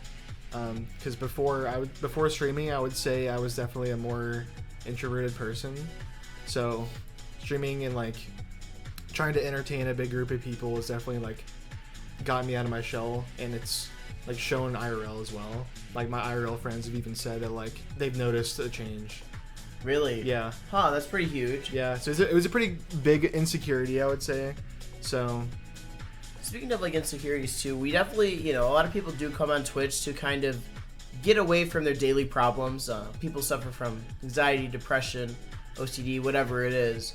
And I know that I do have depression, or I have depression too, yeah, but anxiety. I have anxiety. You struggle with anxiety sometimes too. Yep. What would you say to somebody that wants to become a streamer, but is like, I can't do it? My panic attacks are terrible. I'm going to have a panic attack on stream. What am I going to do then? I can't do this. But they really want to stream. What would you say to them? Definitely the place that you do stream, make it comfortable, make it feel like you're home, because everybody has their own place where they feel safe, they feel comfortable. So wherever that is, definitely make your setup, or wherever you create content, try to emulate that. Who knows, maybe your setup even is the place that you feel safe. I know one thing that helps me, for anybody who knows me, I always play chill music on my streams. That definitely helps me calm down. Yeah, and definitely from my experience too, I definitely agree with everything you just said. You definitely always have to be comfortable, and the thing is too, you always have to put yourself out there. Make yourself feel uncomfortable sometimes too in situations, because the moment that you put yourself in an uncomfortable situation, sometimes, unless it's traumatic, don't do it, then I don't advise that. But if it makes you like a little uncomfy, put yourself in that situation, go through the motions, and then you realize it's actually not that bad. Yeah, not that bad at all. Yeah, it's called exposure therapy. I do it all the time. It's fun. And It then, sucks, but and then you'll realize that you actually love it. yeah, exactly. And I think that's I like that advice though. Yeah, even like being comfortable for your first few streams, and then test the waters a little bit. Right, you can always try things out. I agree. So we talked about Super Smash Brothers was the game that got you into streaming, but who are some of the people that like you would say were the reasons that got you into streaming? Like, who are your influences to become a streamer? So the people that I take inspiration from, they actually aren't streamers, they're actually YouTubers. Okay. That's an interesting answer. Okay. Yeah. So number one person for sure would be Corey Kenshin. Okay.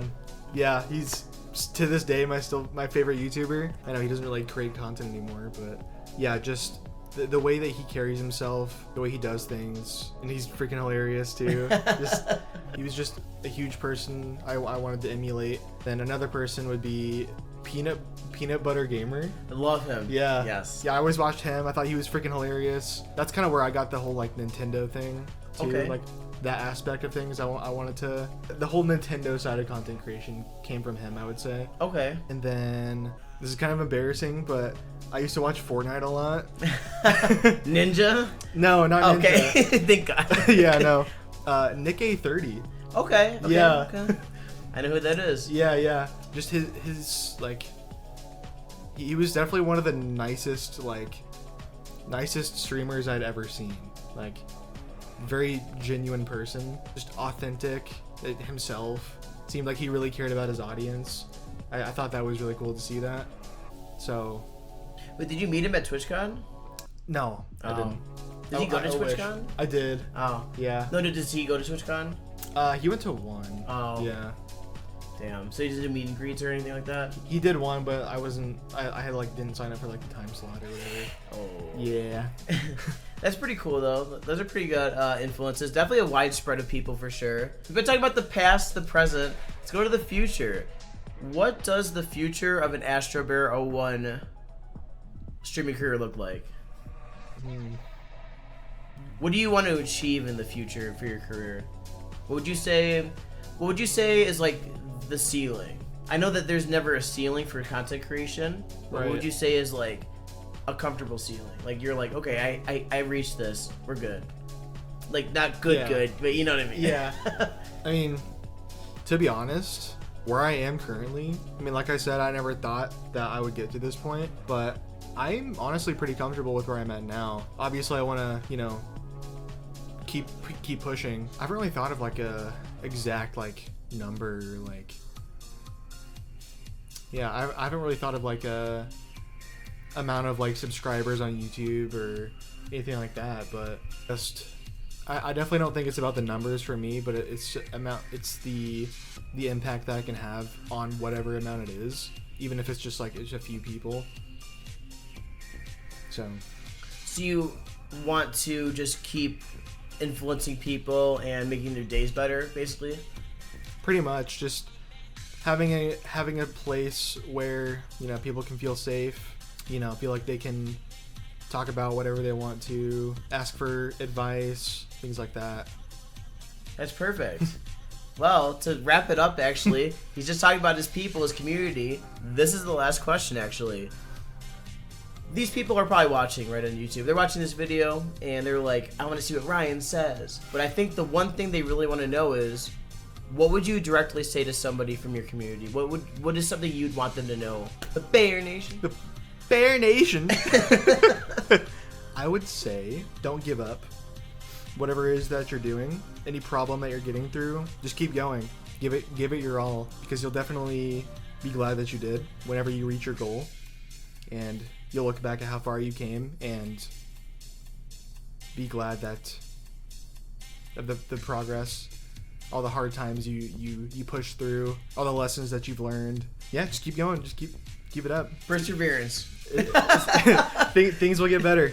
Yeah, they always do. I definitely always agree with that too. Things might always seem the grimmest, and it might grimace. No, not grimace. Things might seem grimace every now and then. I'm Grimace the monster. It might be the grimmest day of your life, but you know, you always got to look up. There's always a floor, right? You can't go below the floor. It's only up from there, and as long as you're just looking up and keeping going, it's got to find the ceiling. Can you ever find it? I don't know. I really don't believe that anybody can really ever find their ceiling, and that's a good thing, because you always should strive to improve yourself. Exactly. In my opinion, so. I agree. This was Astro Bear. Yeah, you get to learn about him. One of my biggest influences to become a streamer, one of the 4, and I definitely owe a lot. Thanks. I'm very honored. I owe a lot to him, actually. I learned a lot from him. I learned how to really build a community from him. I've learned how to really interact with chat.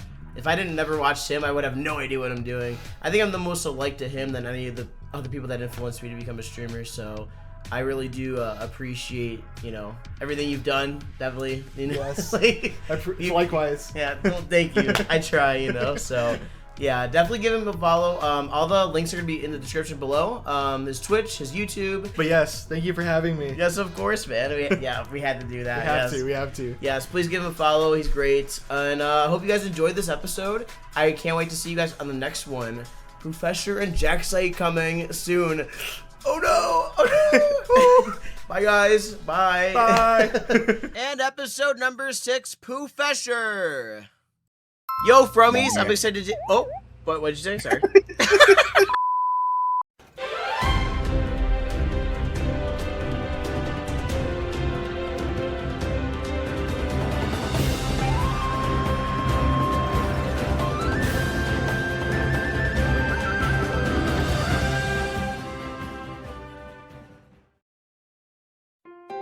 Yo, Fromies, I'm excited to introduce our next guest to Streamers Unplugged. Poofesure, let's go. I really do thank you, man. I've definitely watched you over the years. I found Twitch through you. I really do appreciate you being on the channel. I look up to you a lot as a content creator. I definitely think that you have a lot to offer, which is why I wanted to interview you. And I know that a lot of people want to hear what you have to say. So I'm pretty pumped, man. How's it going? Good. How about you? I'm watching myself in my little camera thing, seeing if I should get closer to this bright light or further away or what. Well, thanks for having me. I appreciate it. I'm sorry for the viewers out there. I've been a humongous pain in the ass for Froman to finally do this with. I think I've put you off for about 2 months now. So I'm not mythical. I promise. I'm actually real, and I'm here. He exists.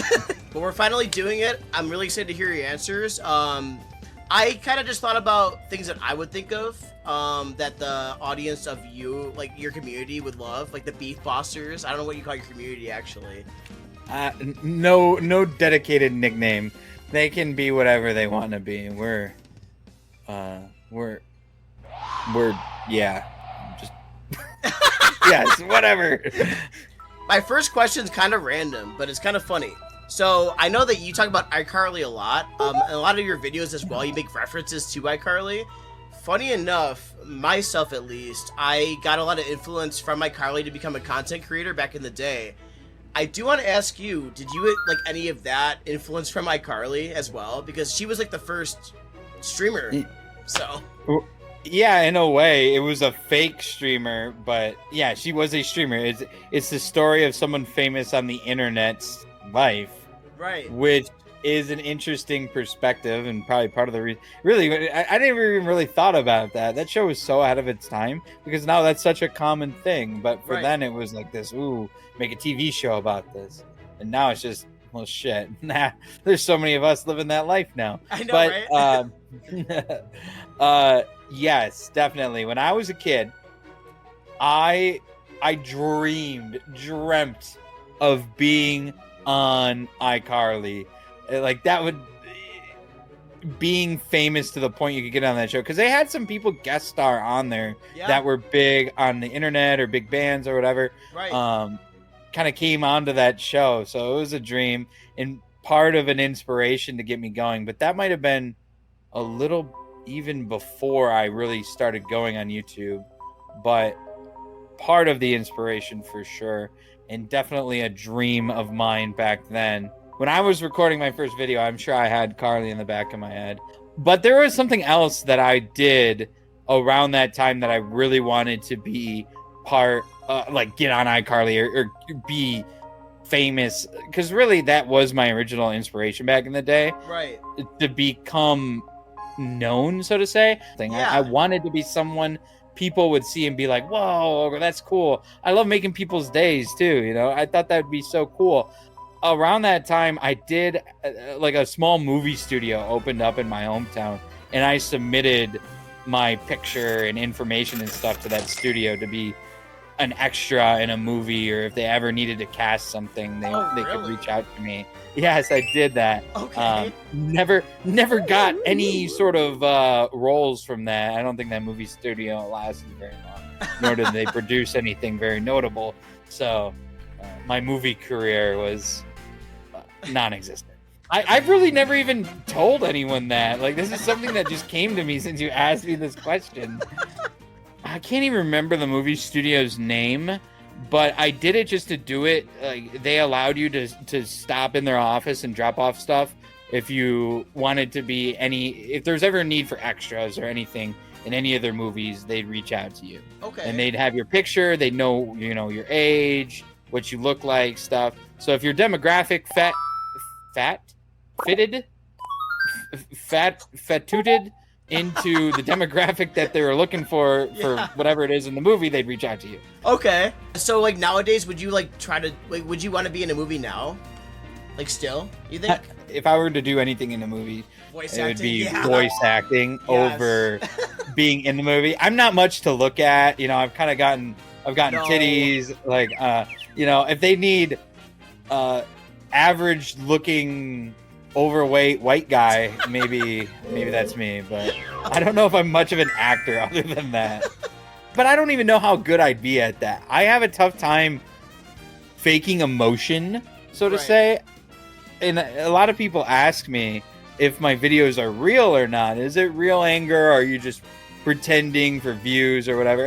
It's real. Like, I'm a pretty genuine person in almost every way I act. It's or everything I do and say in my videos is fairly genuine. But I was just thinking, now I just said that, but like I say come on my face in my videos and things like that. Yeah. I'm not saying that seriously though.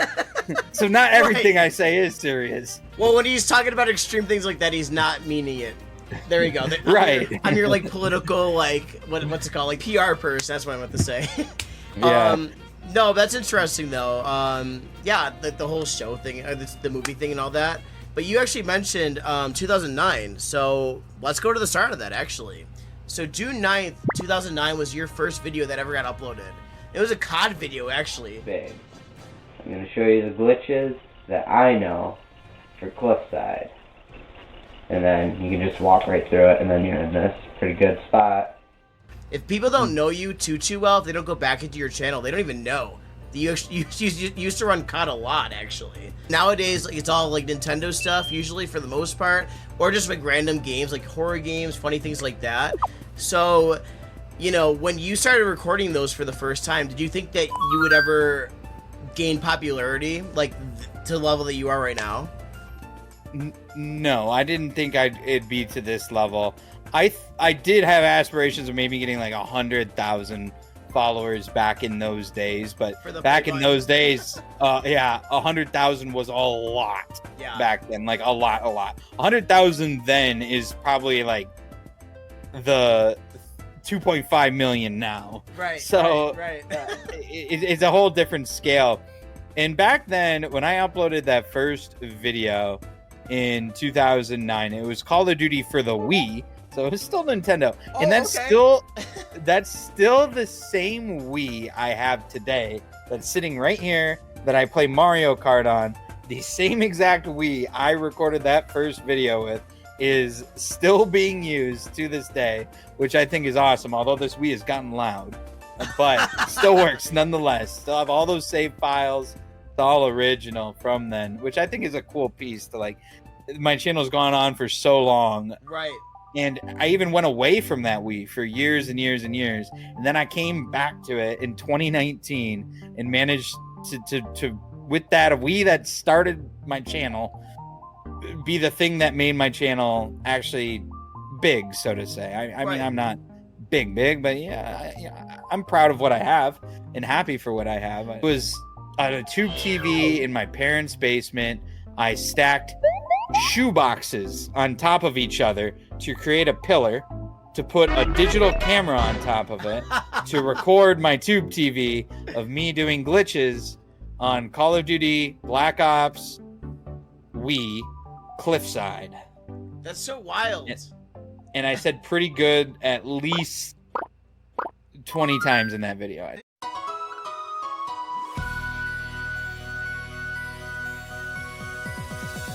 Pretty good spot. Pretty good sniping spot. Pretty good. Pretty good spot. Pretty good spot. Pretty good spot. But nonetheless, those are the games, or that really was the game that made me a gamer.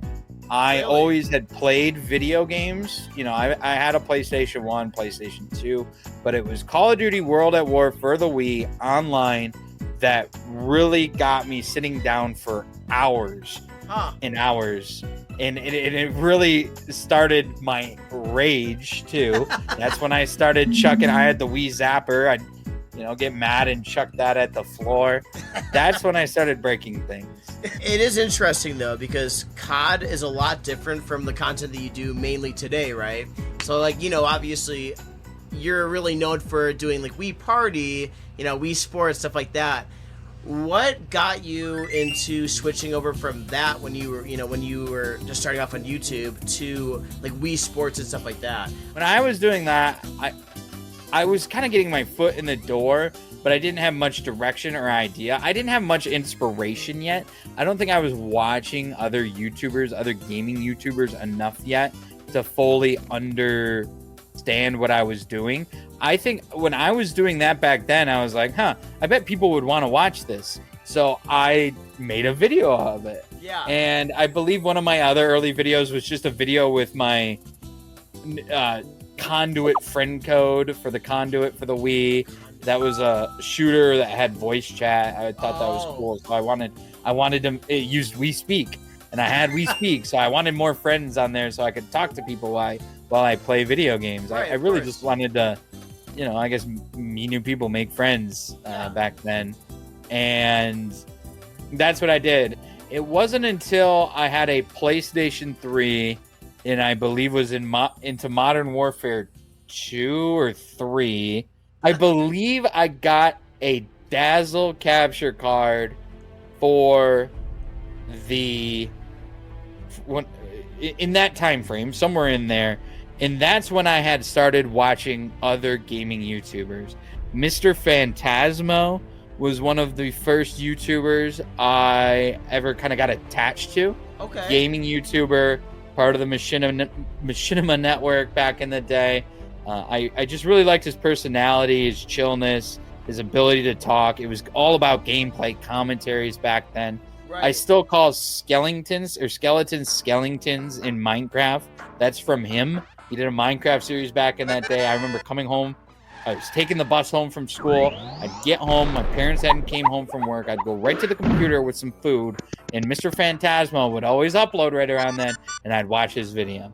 And that was he was a huge inspiration to me there. Okay. I also really liked the old How to Annoy series with Kevin1811 on the Machinima Network, who Kevin1811 Kevin1811 is now Call Me Kevin, who is still a big and relevant YouTuber today. He kind of rebranded himself and did very well with that. I don't even know if he acknowledges much anymore that he used to be Kevin1811 back in the day.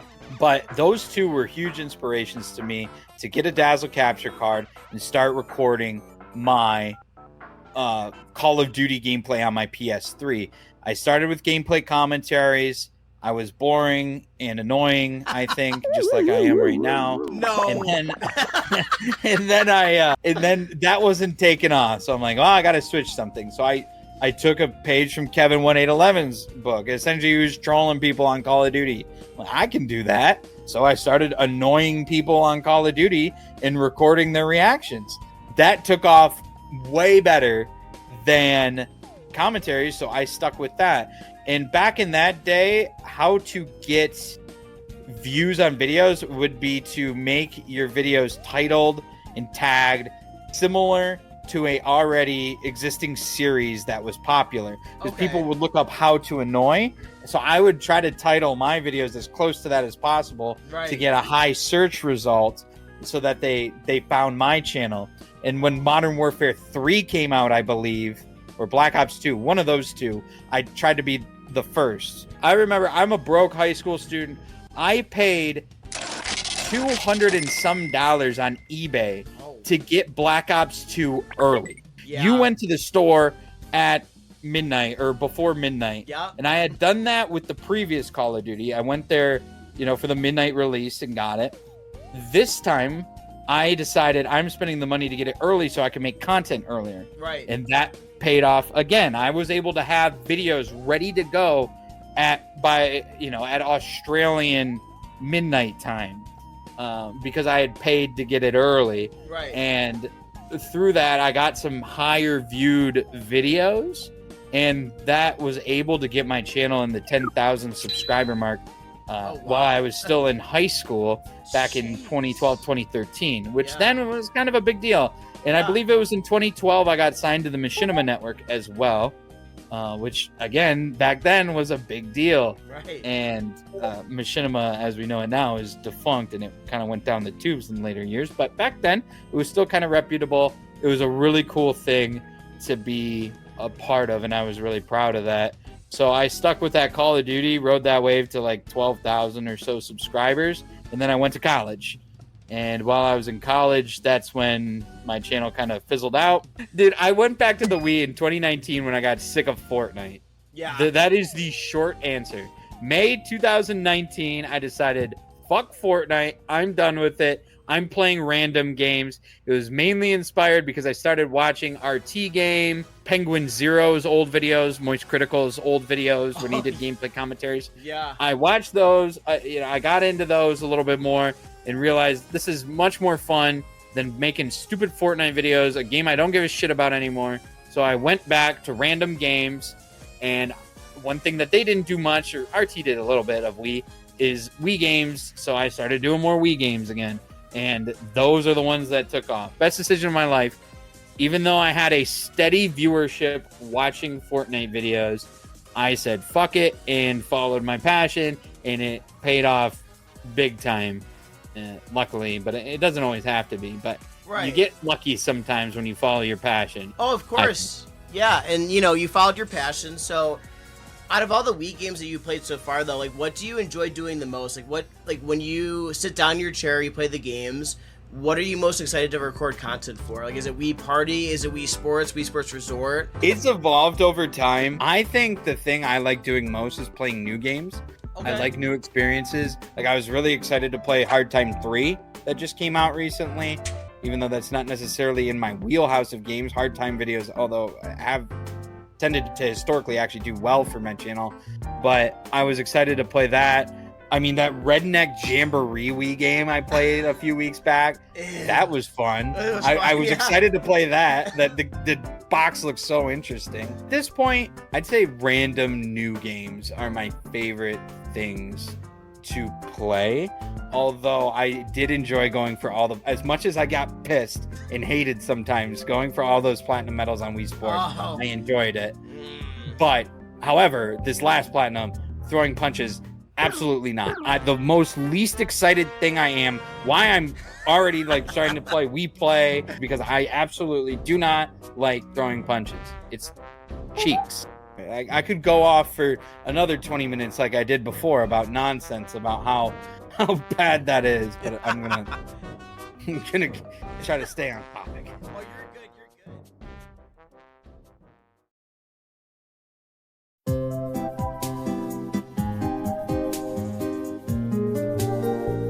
Let's move on to something else. I don't know if you've done many collabs. I know Not many. Maybe like 4 or 5. Yeah. Who would you say is like some of the favorite people that you've collabed with? I guess like top 2, I guess, because there's only 4 or 5. So. I think that... Okay, I'm trying to think back to who I collabed with, and it's Troyden, Nick. I might just be them. I got a good top 2. Nicro Vita. Who's the goddamn Wii Sports king? Look at him. Look at him. Conway. And Troyden. Call me Vanessa Williams. I don't know. Like, there's 2 different categories of collabs here. Or 3, really. Because there were group collabs for Among Us. Wii-related collabs with Nick and Troyden.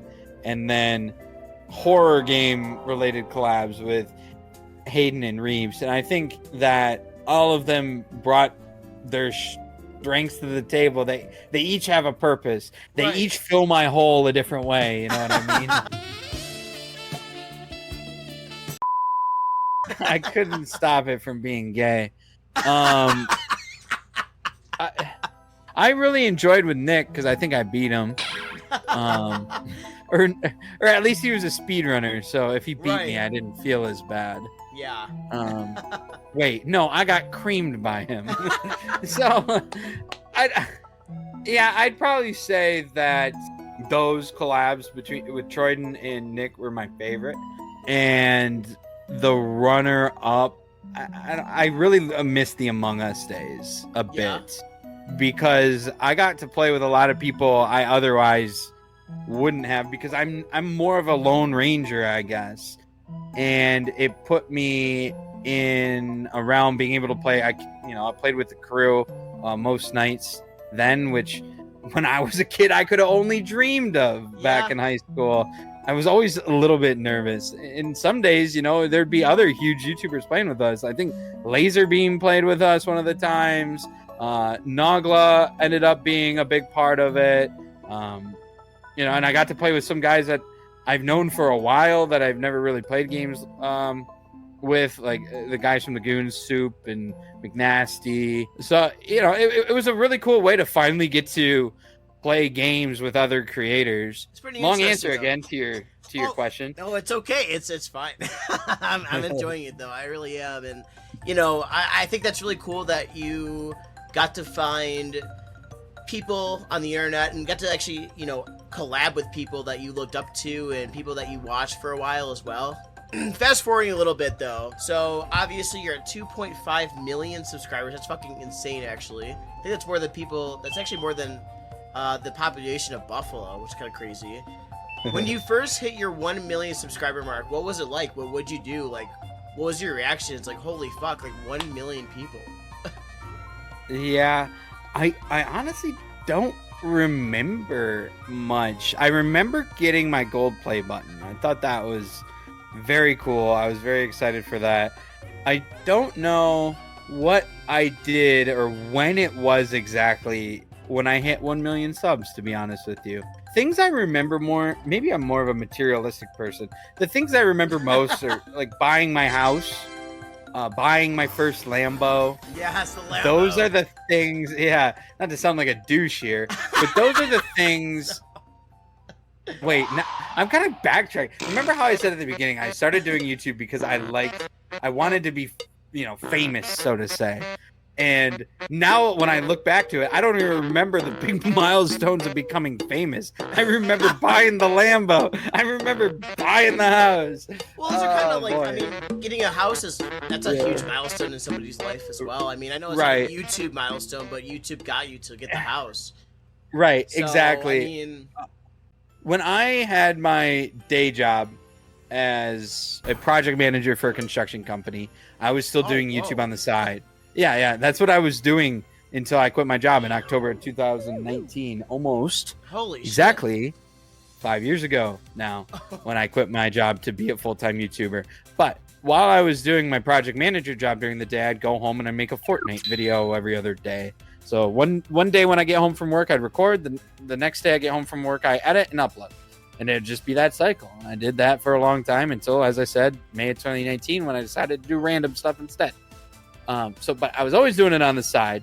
And during work, I would spend a lot of time looking through car gurus, looking at houses that I could just dream of affording, looking at car gurus at these Lamborghini Huracans that I could only dream of affording, watching Doug DeMuro's car reviews of cars I could only dream of buying. Right. But I knew one day I really wanted to hit those goals.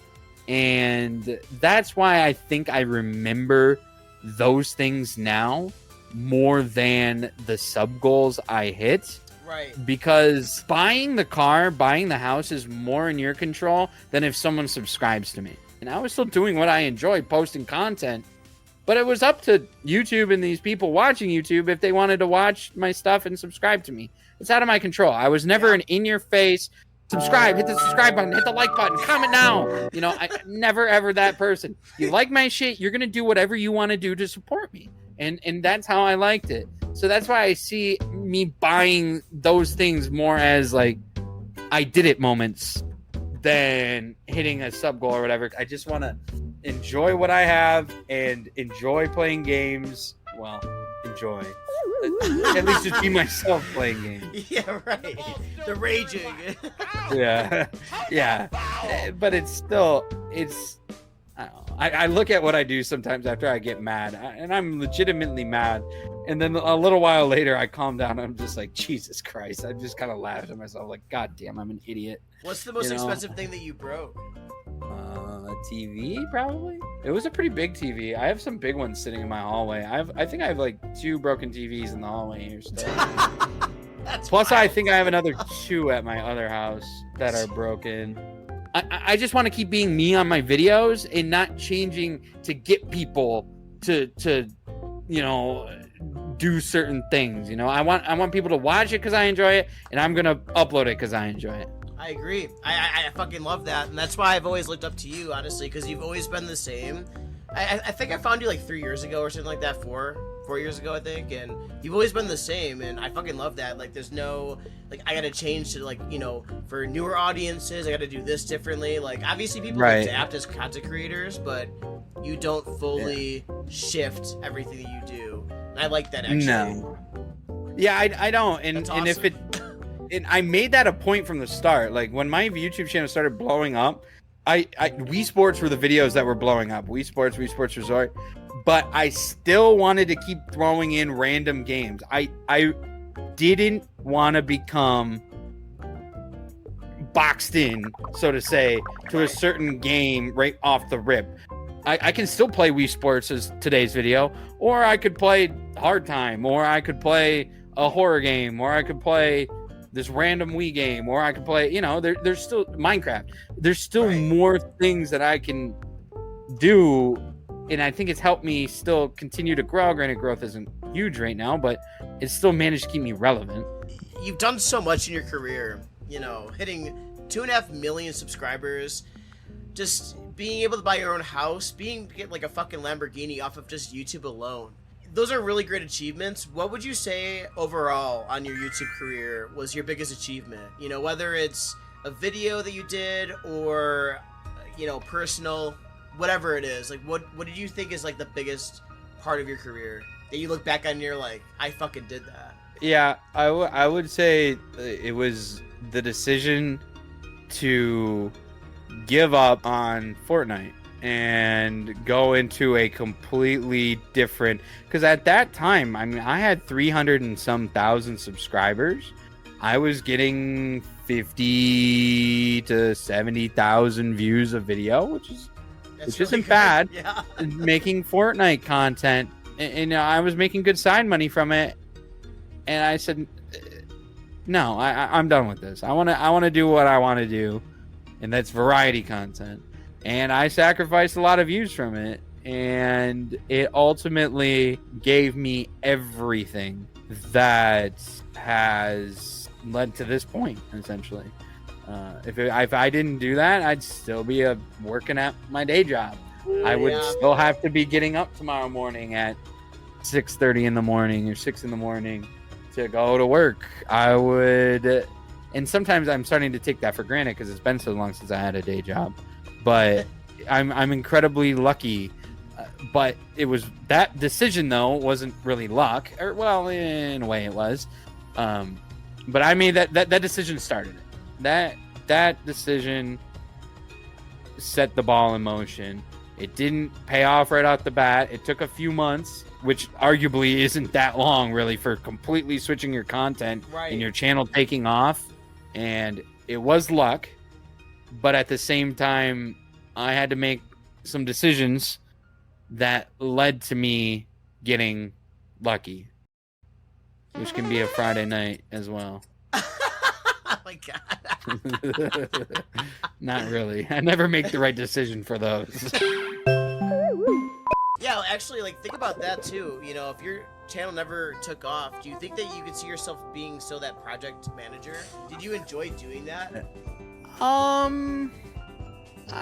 It wasn't bad. I didn't mind it. I like the people I worked with. I still stay in touch with them.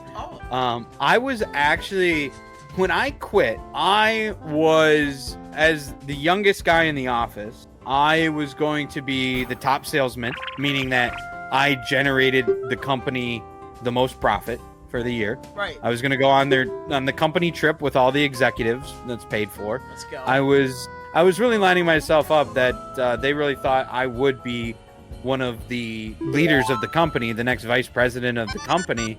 Once the current vice president became president, you know, there was a good chance that I would be in a spot to become the next vice president. Yeah. But, you know, that was still years down the road. That would probably be happening around now if I would have stayed at that job. But that's why I want to say, like, when I quit that job, I was doing really well at that job. I was in line for probably a pretty substantial bonus because I was already outperforming the office. Like, I got the company's biggest job ever because I was an estimator and project manager. I estimated a huge project. I got the whole thing for our company, and it seemed I estimated it well, and it ended up doing very well. So, and I wasn't even, you know, I fucked around a lot. Like, I slept in. I came to work late. Yeah. I would leave early to go golfing. Like, that's one of the reasons why I can't complain too much about my day job. But they were very lax with me because they understood if I brought results.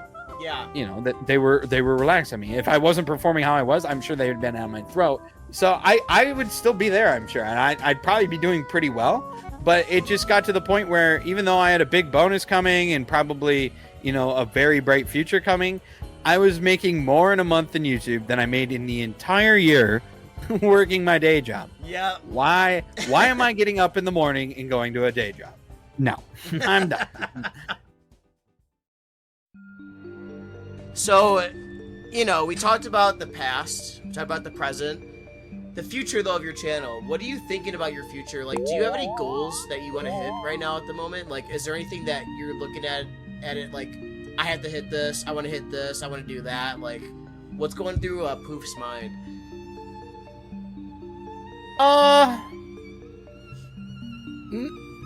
No, not really.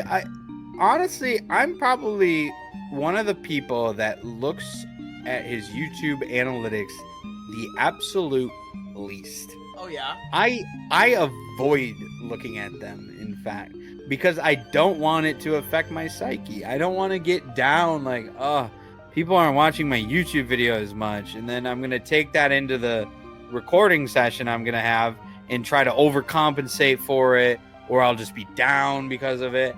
I don't want to be affected by it. I just want to be myself. I feel like I've said that a lot, but that's just my honest philosophy with it. So when I look at what I want to do, I don't ever set goals for myself. Like, I want to be at 3 million subscribers by the end of this year.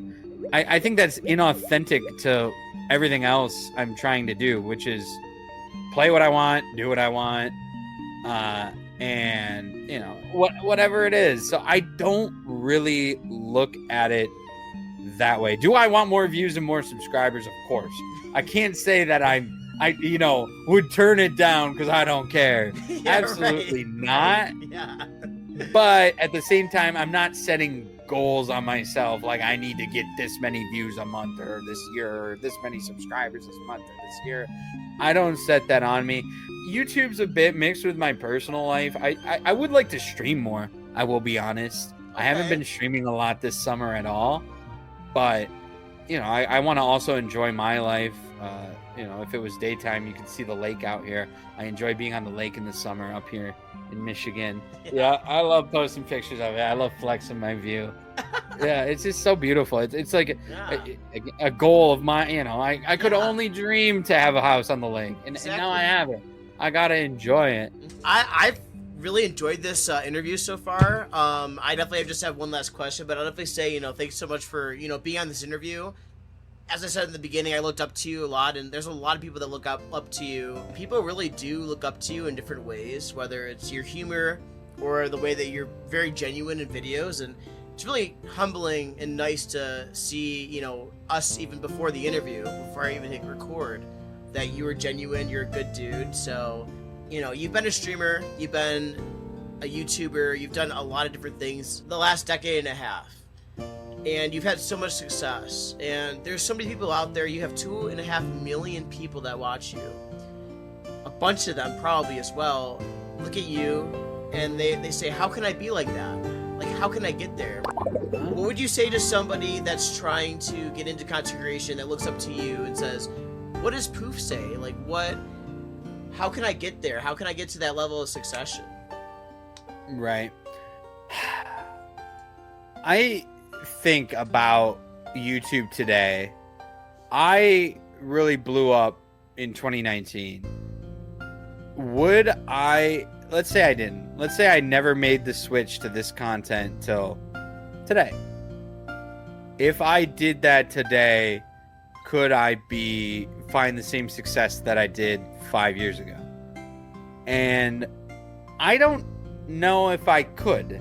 YouTube's changed so much. My videos don't really fit, I don't think, the recipe for YouTube success.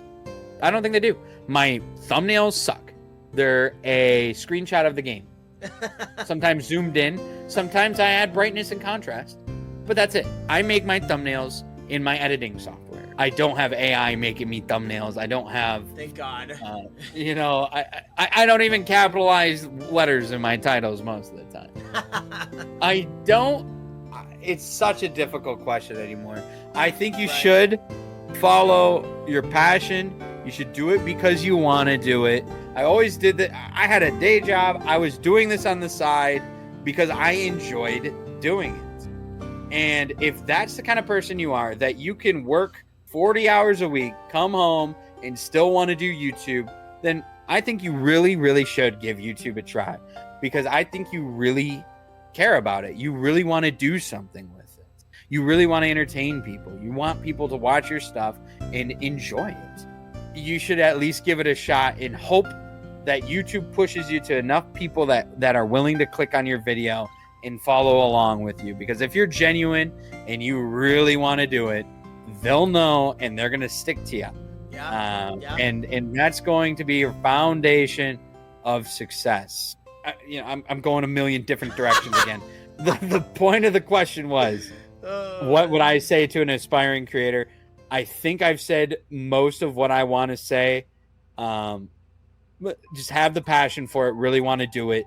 And if you want to increase your odds of success, I would look at what other viral videos are doing and imitate it in some way, but don't become ingenuine with it. Don't clickbait it. Don't lie. Don't become too egregious with it. Just make it appealing enough to intrigue some people. And I've been getting a lot of smaller creators in my recommended lately. I don't know what's up with the YouTube algorithm lately, but I got recommended a video yesterday that intrigued me enough to click from some, just random guy making videos. He played Milkio. I should have commented on his video because I watched it. I should have gave him the respect to know that I watched it. It was Milkio Kart or something. He had to drink a glass of chocolate milk while completing a Mario Kart Wii track. And I'm just like Beerio Kart? What the hell? Milkio Kart? Yeah, it's like Beerio, but milk. Oh, God. Yeah, Fuck he's that. drinking a whole glass of chocolate milk, and I'm just like, Oh, my God. But he did it. I'll have to look it up again. I don't know if it'll be in my recommended again, but yeah, you never know whose box you're going to end up in. You could end up in mine. The very, very final thought. So, you just gave advice to your viewers about content creation, but is there anything else you'd like to tell them? Your fans out there, the Beef Boss fans, all of them. What would you like to say to them?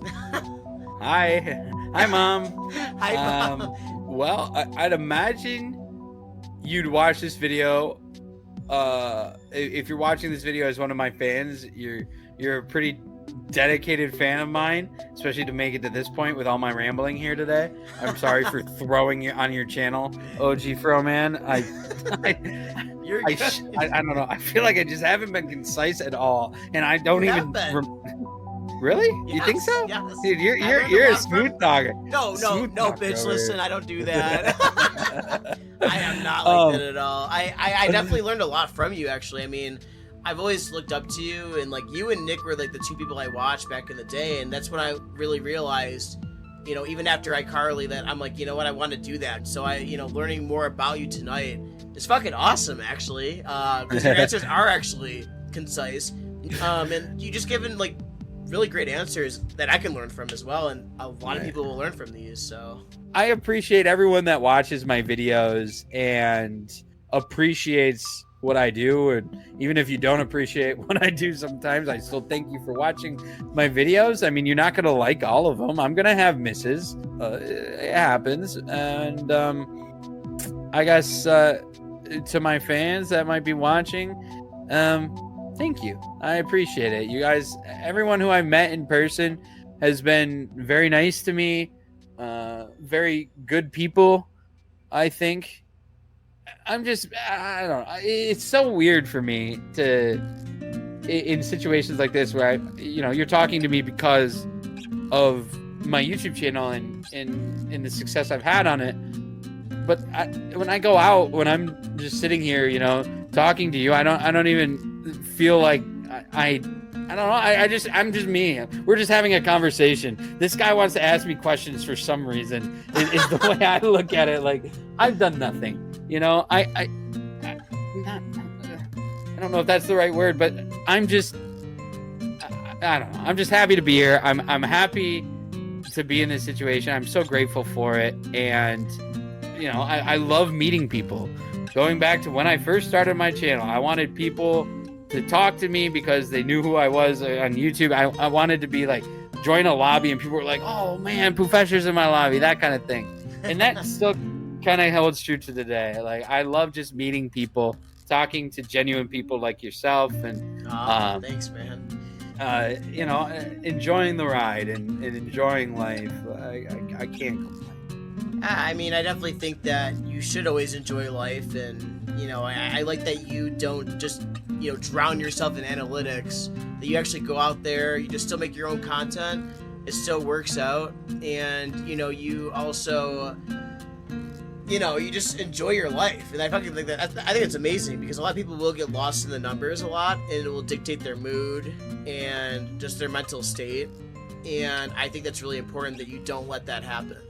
Have fun doing it, do what you feel is right, and and you never know.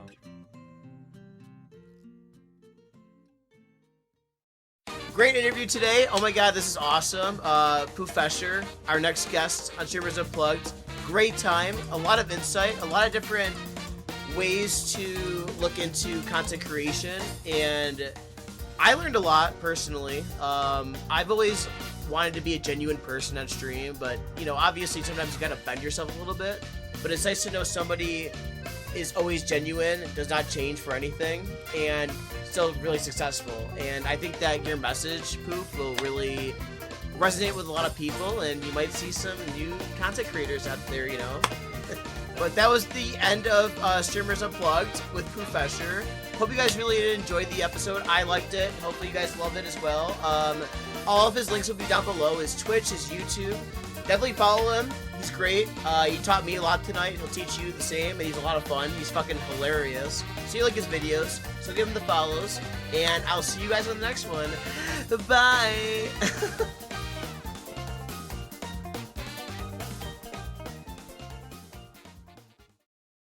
Well, if you put some lube, like, in your, like, you know, elbow grease that up. Your weenus? Is this your weenus, right? No, it's on the outside, man. That's oh. your weenus.